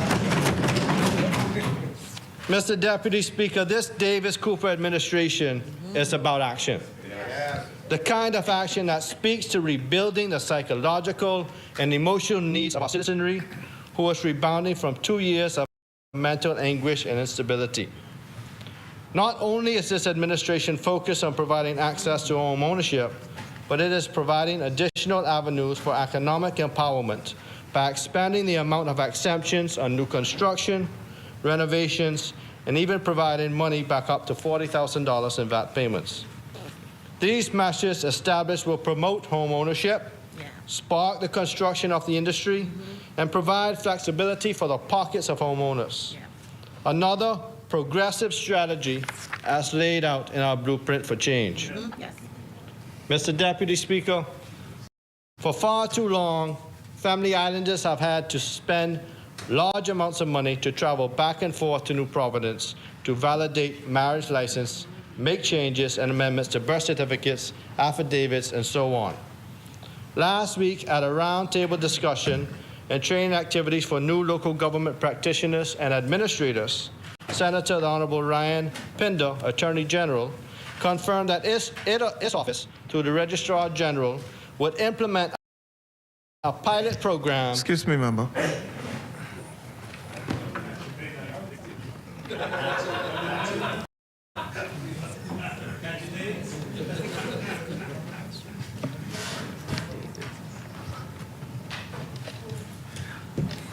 Continue, honorable member.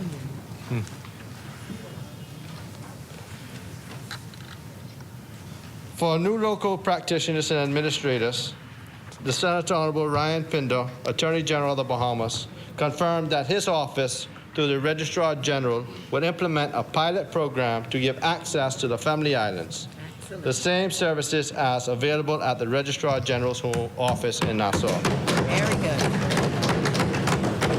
This would reduce the need to travel and save money for families. Yes. In this season, we know all too well that this will be a considerable amount of savings on the purse. As a Family Island resident and the Minister for Family Island Affairs, I understand better than most the benefit of the decentralization of government services throughout the Family Islands, and it is a policy that this government embraces both in words and in action. Yes. Further, we will begin to institute hotspot zones at various parks throughout the constituency, and these hotspots will be free and open to the public, especially to young people that need access to internet services in order to complete assignments and conduct online research.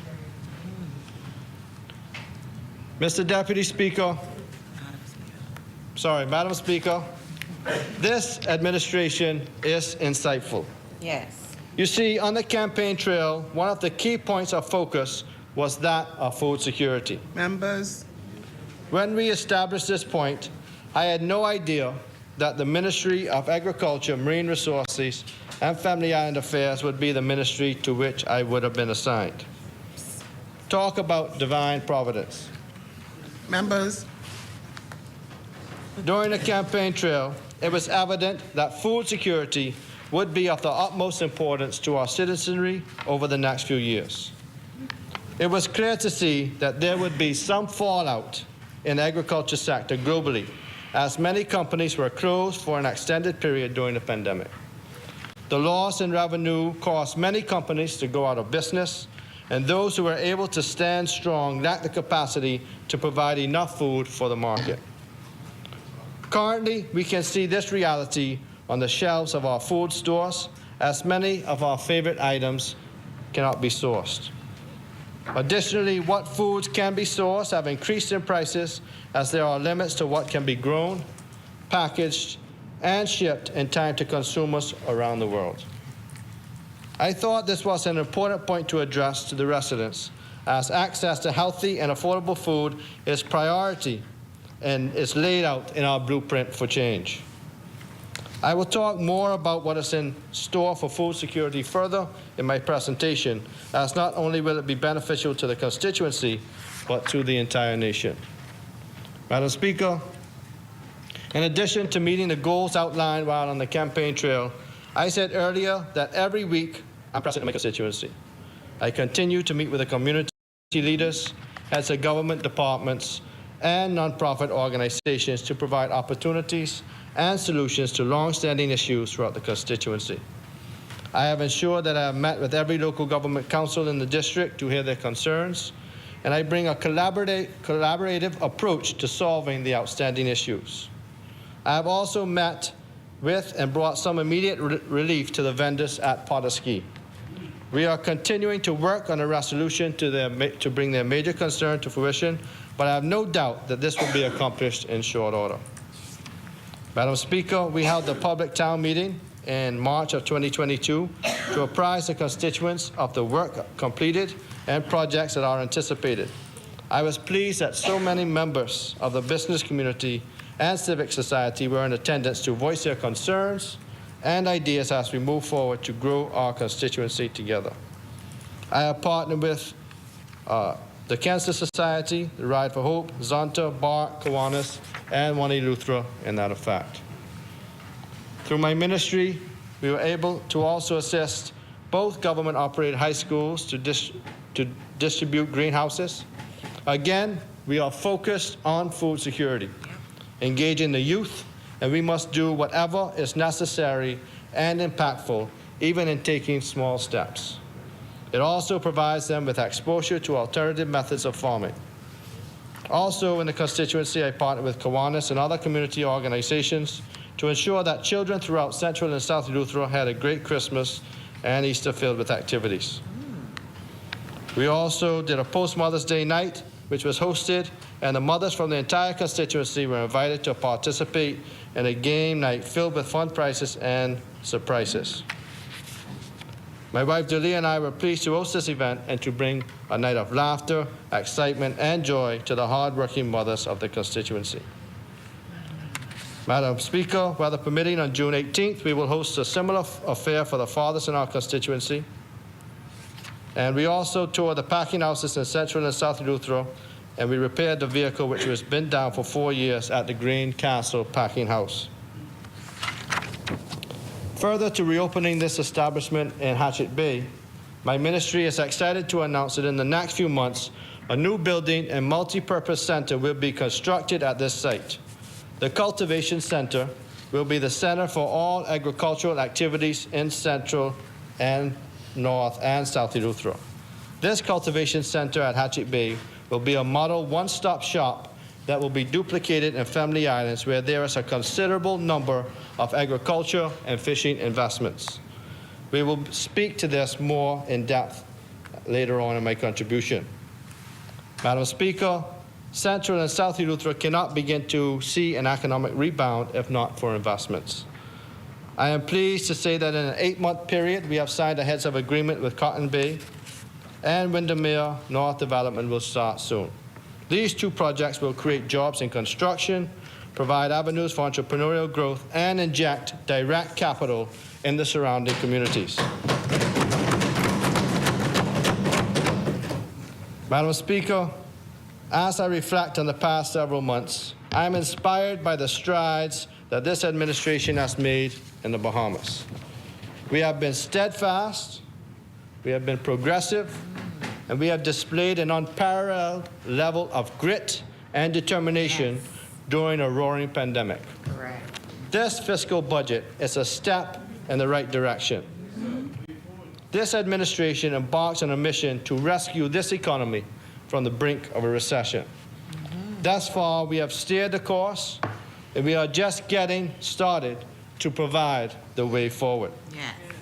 Madam Speaker, one week ago, the member for Cat Island, Rumpke, and San Salvador laid on the table of this House the first official installment of the Blueprint for Change in the 2022-23 budget communication.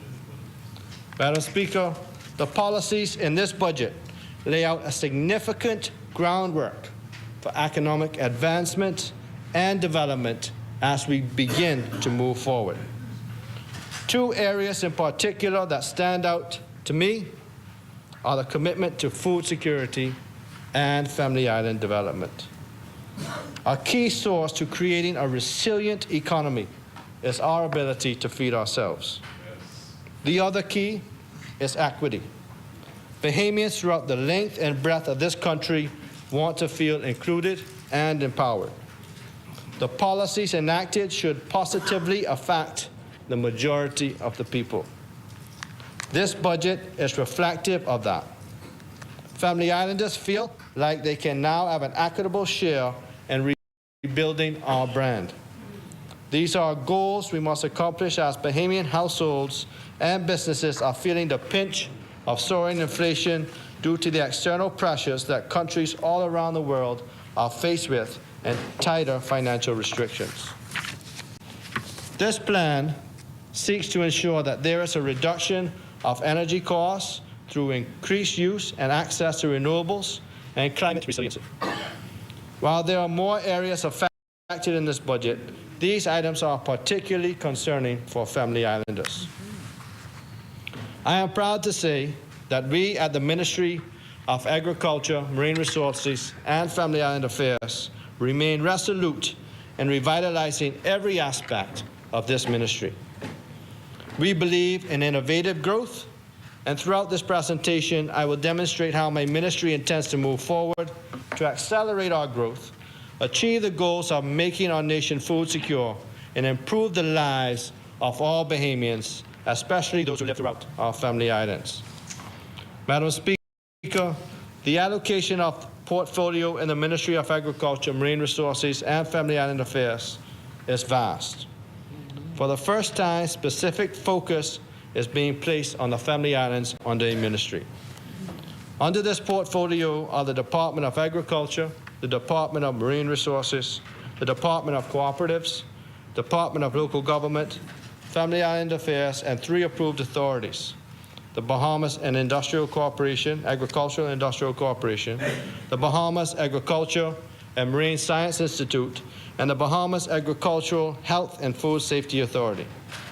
Additionally, as the Minister of the Ministry of Agriculture, Marine Resources, and Family Island Affairs, agricultural crown land, the public markets, which include Arawak Key, Potters Key, and the Montague Ramp, regattas and homecomings and festivals all fall under my preview.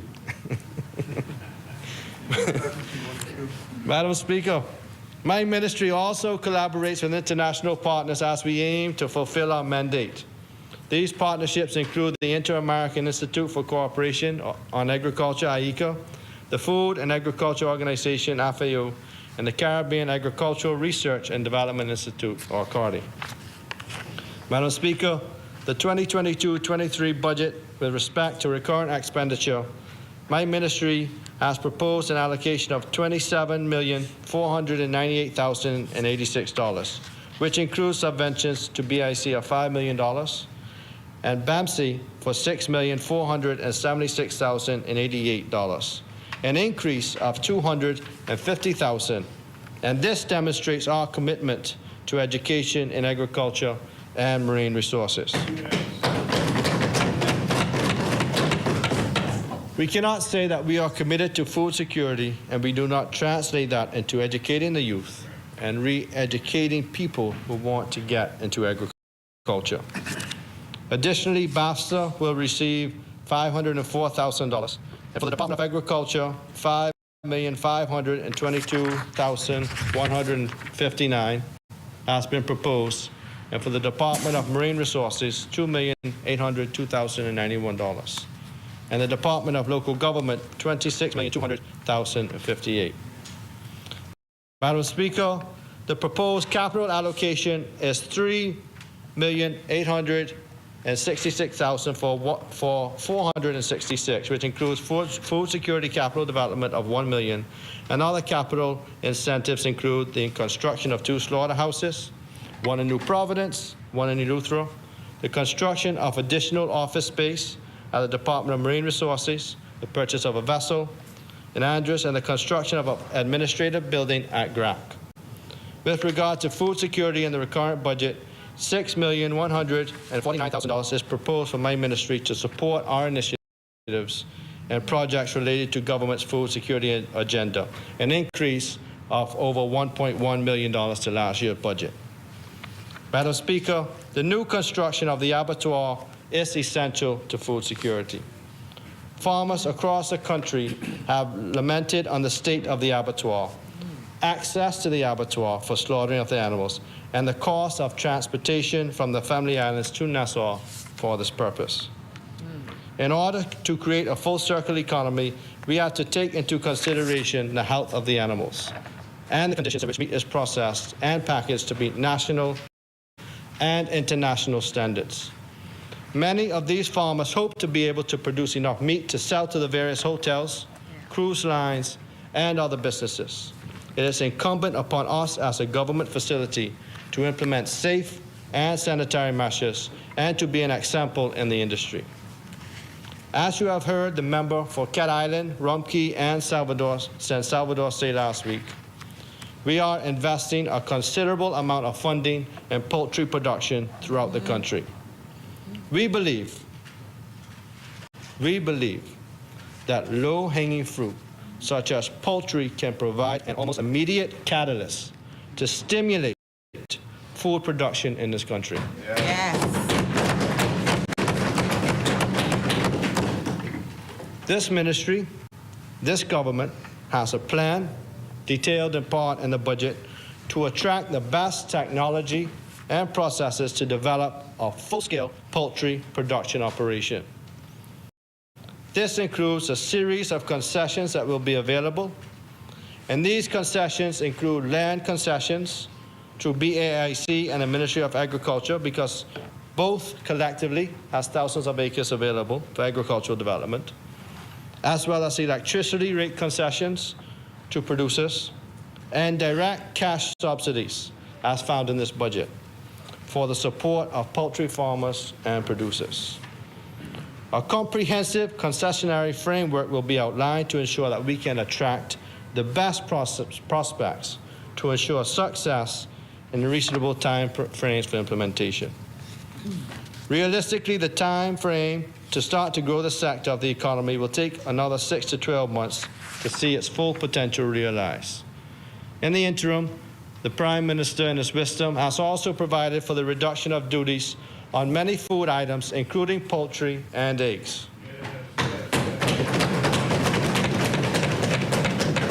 It is our sincere hope that these savings, as outlined in the budget, will be passed on to the consumers. I want to say that again. It is our sincere hope Yes. that these savings must be passed on to the consumers.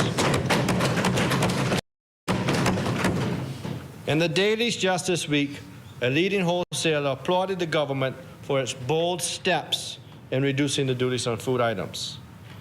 Similarly, the leading poultry producer in this country also congratulated the government on its vision to grow the poultry sector.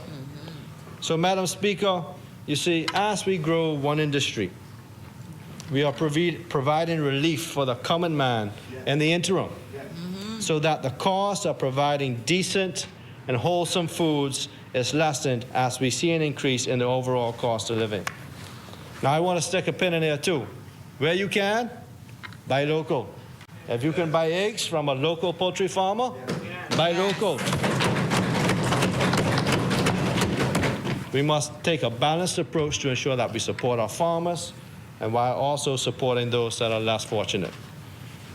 Madam Speaker, this administration is not lazy. We craft policies and initiatives that are workable and provides opportunities for Bahamians to thrive in their own economy. We understand that these initiatives are a work in progress as we continue to grow. Madam Speaker, I recently had the opportunity to travel to Guyana with the Minister of Tourism, Aviation, and Investments to attend an agribusiness conference.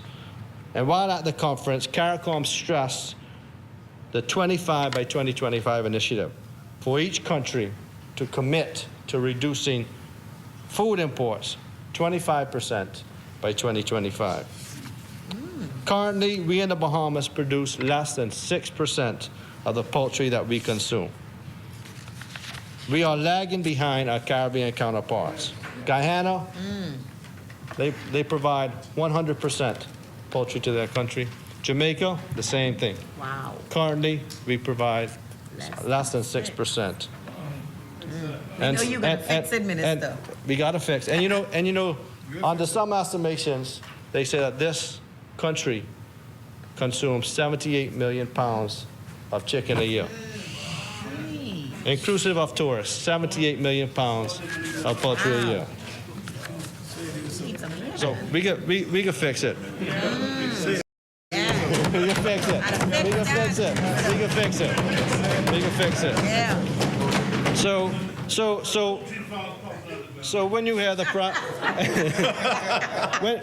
when you hear the Prime Minister speaking about poultry, and you hear me speaking about poultry, it's a direct approach on how we're going to grow this agricultural sector. Yes. It isn't a guessed approach. It's direct. It's targeted. It's statistical driven. So we're going to make it happen. In order to see this fruition, we need a targeted approach. And the major contributors are the private sector, the financial lending institutions, the farmers, fishermen, and policymakers. Yeah. We must all work together to make this a reality. Madam Speaker, this goal is achievable. It is not so unrealistic and far-fetched that it cannot be accomplished almost immediately. We are laying the political, the policy, and the financial groundwork, establishing the policies and making funding and concessions available to make this initiative achievable. Madam Speaker, we are seeking to reduce the proverbial red tape associated with farming and funding. We are creating bankable products that are at a minimal investment cost, driven by technology and accessible to not just men, but young people and women as well. And when I say bankable, I mean projects in agriculture that can be easily financed so farmers can have reasonable access to capital. These products include a significant investment in layers and in containerized farms. 2 weeks ago, a leading environmentalist brought to the country's attention the high cost of romaine lettuce that was bought in Cat Island. We hope to provide 2 of these container farms as modules on islands where farming is difficult and access to water and soil may be challenging. These containers can produce a specific amount of table Honourable greens and in some cases tomatoes and Honourable zucchini. member, This members cannot sit in the gallery. This is a bankable product. The containerized farms are driven by technology, and if purchased through a loan, the bank has a guarantee of how much produce can be grown, and based on the market, how much can be sold, and the owner can sufficiently repay his or her loan and make a considerable profit. Madam Speaker, in this budget, we are allocating $500,000 in direct support for farmers. This administration went a step further in indirect assistance programs. There will be duty-free exemptions for farmers and fishermen on equipment parts as well. Very good. You see, I'm a fisherman, so I can remember for, I can't say 40 years because I ain't that old, but I can remember the whole time I was commercially fishing that we had an issue with parts being 45% duty. So if you were to import a Caterpillar fuel pump for $7,000, right, the duty you would pay on this one part would be roughly with VAT, $3,850. So there's one incentive could save that one fisherman or that one farmer almost $4,000.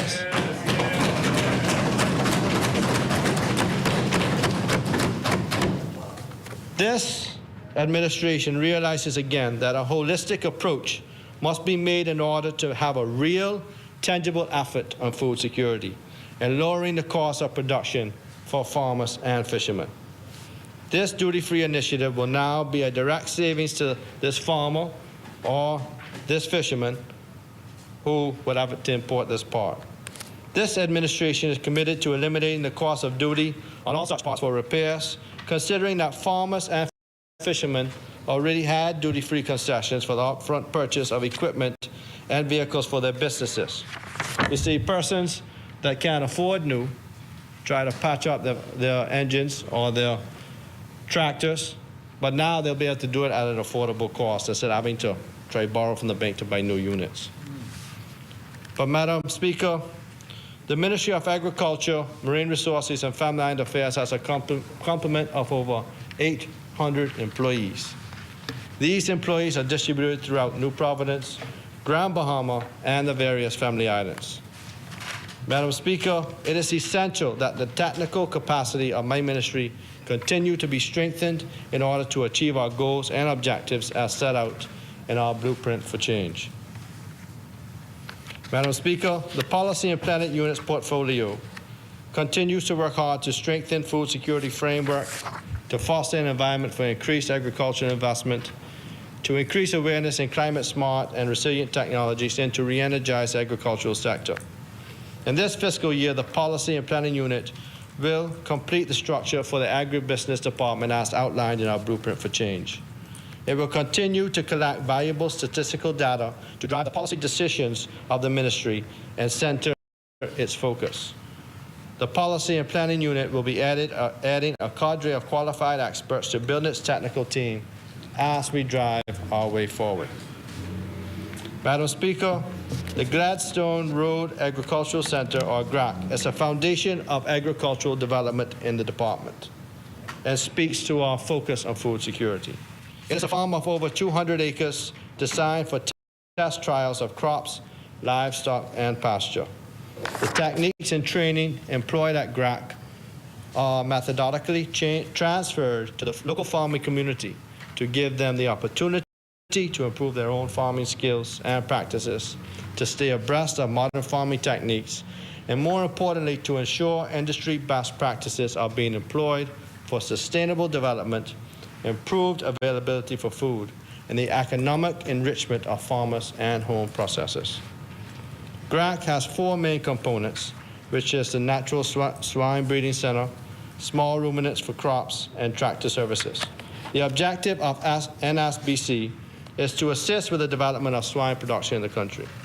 This is being accomplished by the coordination of the Breeding Center, the Resource Center, demonstration of husbandry care, extension services, and farm inspections.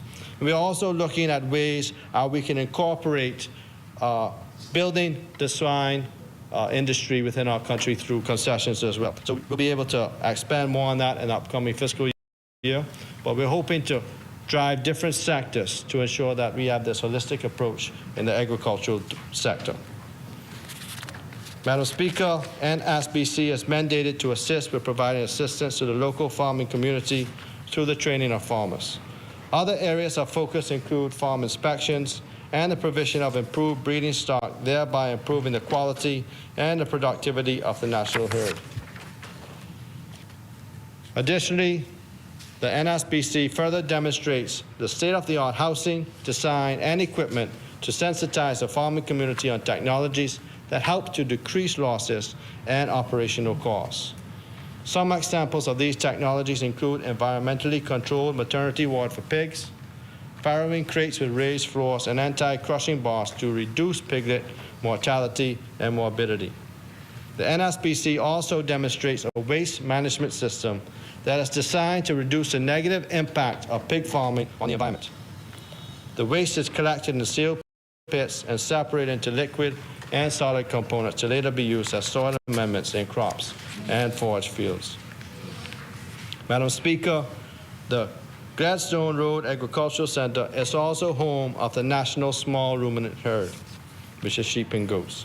We are pleased to announce that in this month we increased our equipment through the purchase of 2 corral systems, which are to be used as part of our inventory control system and animal treatment system.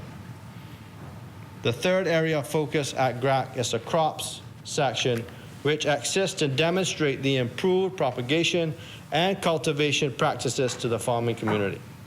Discussions were at hand in the past for the commencement of the land preparation process at GRAC for the establishment of new orchards. Today, we can report that this exercise has commenced for the input of groves of mangoes, avocado, guava, coconut, and citrus. Sugar apple is also up as well.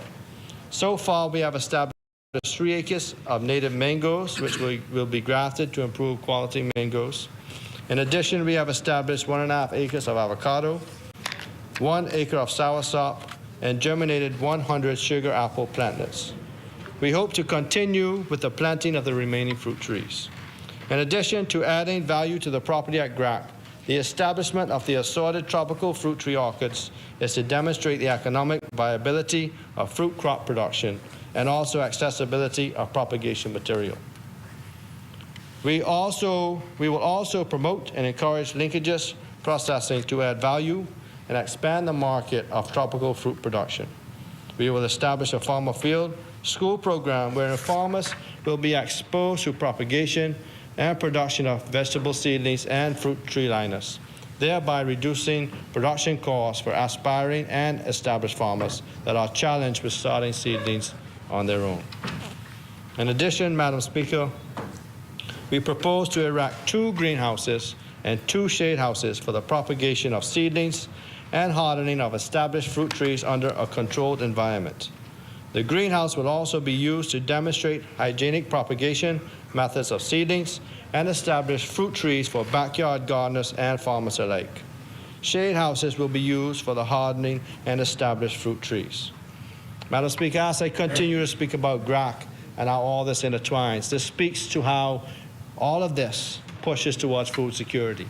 Yes. So it's important that we show how we support farmers at GRAC, how BAMC will play an intricate role, how BIC will assist us in these different ways and provide access and concessions to assist farmers. I hear a lot of farmers speak about seed banks and seedlings and where they can get access to those. So here at GRAC, they can now be able to go get seedlings.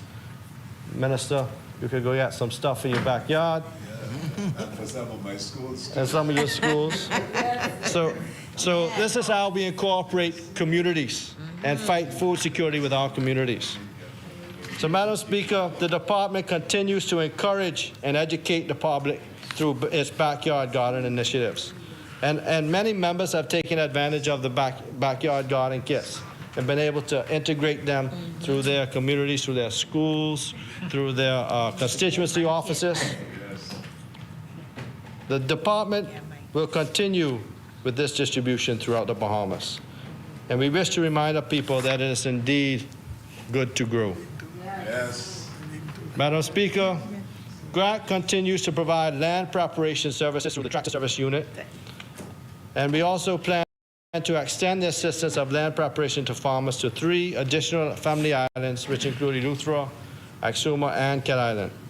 This technology will increase the use of machinery and technology in farming with the objective of increasing productivity, meanwhile reducing the cost of production for farmers. This initiative includes the purchase of wheel tractors, room disc, ridging body, and a bush hog mower. It represents an investment valued at approximately $1 million. Madam Speaker, under the Department of Agriculture, my ministry also has a responsibility for animal control.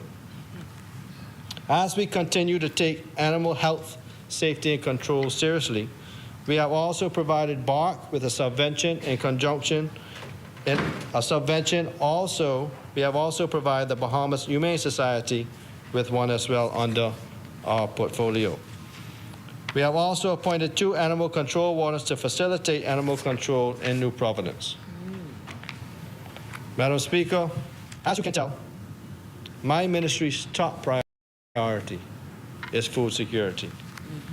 We realize that food security exists when all people at all times have physical and economic access to sufficient, to safe, and to nutritious food that meets their dietary needs and food preferences for an active and healthy life. Our programs will foster greater economic stability, offer more support to farmers, and provide for long-term health and establish programs for the empowerment of women and youth.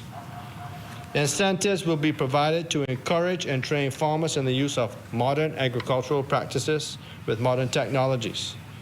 Much focus will be placed on the development of tropical orchids, production of indigenous crops to provide starch substitutes, inclusive of ground provisions such as sweet potato, cassava, and breadfruit, and processing varieties of tomatoes, peppers, and other fruits and vegetables.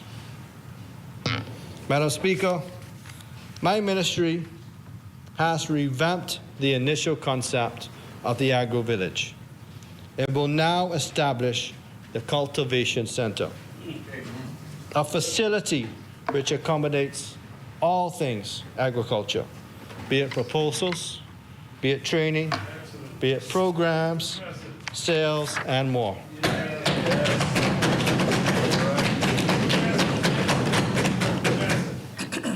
This center is intended to promote greater interaction between our technocrats and our farmers, be they hobbyists with the enthusiasm and interest to soar to a higher level in the agricultural sector, or the growing established businessmen in search of innovative applications to simply help them improve their product. Madam Speaker, we envision that this cultivation center to be a system of agricultural innovations that will be used to resolve the fundamental issues affecting food production. The center will be located at GRAC. One will be located at GRAC, and the project's mission is to also facilitate the enabling environment for the modernization of the food and agriculture system in the Bahamas. As it relates to the construction of the cultivation center, Madam Speaker, my ministry procured 2 Butler buildings for the project, one that would be in New Providence and one that will be piloted in Eleuthero. Construction is well underway with this project that is estimated to cost the government into some $2,398,000. Consultants are expected to be in the country in June 2022 for a scoping mission where they will visit the islands of New Providence, Grand Bahama, Abaco, and Eleuthero. Madam Speaker, as the Member of Parliament for Cat Island, Rum Cay, and San Salvador indicated in his vibrant budget communication, food security is a fundamental need of our nation because it not only reduces poverty, but aids in employment creation and secures economic empowerment for our citizens. It is a long-term venture that requires much investment, but I am so happy that our Prime Minister foresees the significance of its return. Earlier on, I spoke about the exciting ventures for Central and South Eleuthero, and my ministry is keen on recreating those ventures in other islands. These cultivation centers will be situated within a reasonable distance from the major farming communities. We will each comprise a food exchange, a fish and farm store, and a food processing kitchen. Initially, 3 community kitchens will be constructed on Andros, Cat Island, and Eleuthero, outfitted with processing equipment and staff to act as the prototypes for the remaining communities. Madam Speaker, these community kitchens will stimulate and encourage the growth of entrepreneurship as they target women and young persons who are interested in. So these kitchens that we're going to install in Family Islands, and some has already been ordered, we use our full budget, provide contracts to persons interested in co-packing, provide fully equipped venues and technical assistance to entrepreneurs requiring a phase of their operation completed. For example, the puree of fruits, extraction of oils, the dehydration of fruits, vegetables, spices, seafoods, etc. Allow for various forms of packaging, and allow for farmers to mill corn and sieve to their preference of several degrees of coarseness, from fine cornmeal to coarse yellow grits. Madam Speaker, we will work assiduously hard to ensure the construction of the first community kitchen before this calendar year ends. The processing of food products will commence immediately, utilizing access agricultural products from BAMC and other associate farmers. During the first year, the community kitchens will concentrate on improving their products, ensuring staff are properly trained in processing and use of equipment, on conducting consumer product testing at major food stores, and on supplying products for local food stores, hotels, and eateries. During the second year of production, we hope to identify or select a product with export marketing potential, conduct trials, test markets, and present recommendations for specific automated equipment for mass production. Madam Speaker, the benefits of investing into these community kitchens are enormous, as they will support the growth of activities such as utilizing excess agricultural products that will minimize post-harvest losses, allowing the farmer to increase his earnings. You know, we've spoken about this a lot of times. I remember even back in the day, you'd see this big pile of tomatoes. I think in Grand Bahama, I think it was you, Minister Sears, who seen this big pile of tomatoes in Grand Bahama and said, you know, what are we going to do with these tomatoes? And they say, just let them rot because they can't sell them. So for farmers who can't sell tomatoes because they didn't have access to a market at that time, will be able to now process these products. So we're not just looking at growing, we're not just looking at harvesting, but we're looking at adding value to products so that we have no wastage along the product line. Full circle economy. Contracting farmers to grow specific crops and ensure that these certain processing varieties are made available for the major portion of the year. These will also add value to products that are wholesome, healthy, tasty, interesting, and cost-effective. That's Jamaica. Spicy in Jamaica.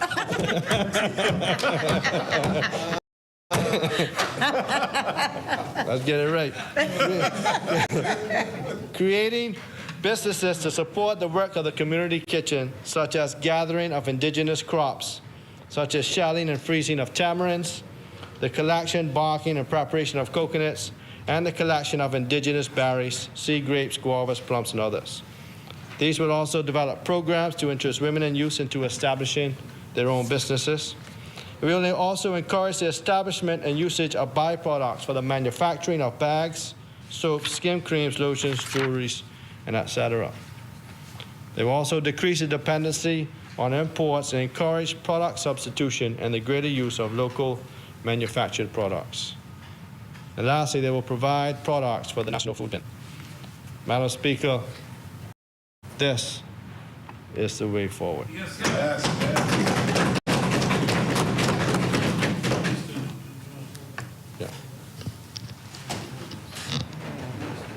Madam Speaker, before the minister enters another subject in his presentation, maybe it's the best time now to take the lunch break and return at 3 o'clock when he'll be able to continue. Thank you, Honorable Member. Is there a seconder? Second. Thank you, Honorable Members. It has been moved and seconded that the business of this House be suspended until 3 p.m. As many are in favor will remain seated. Those opposed will stand. The motion is carried. The business of this House stands suspended until 3 p.m. All right.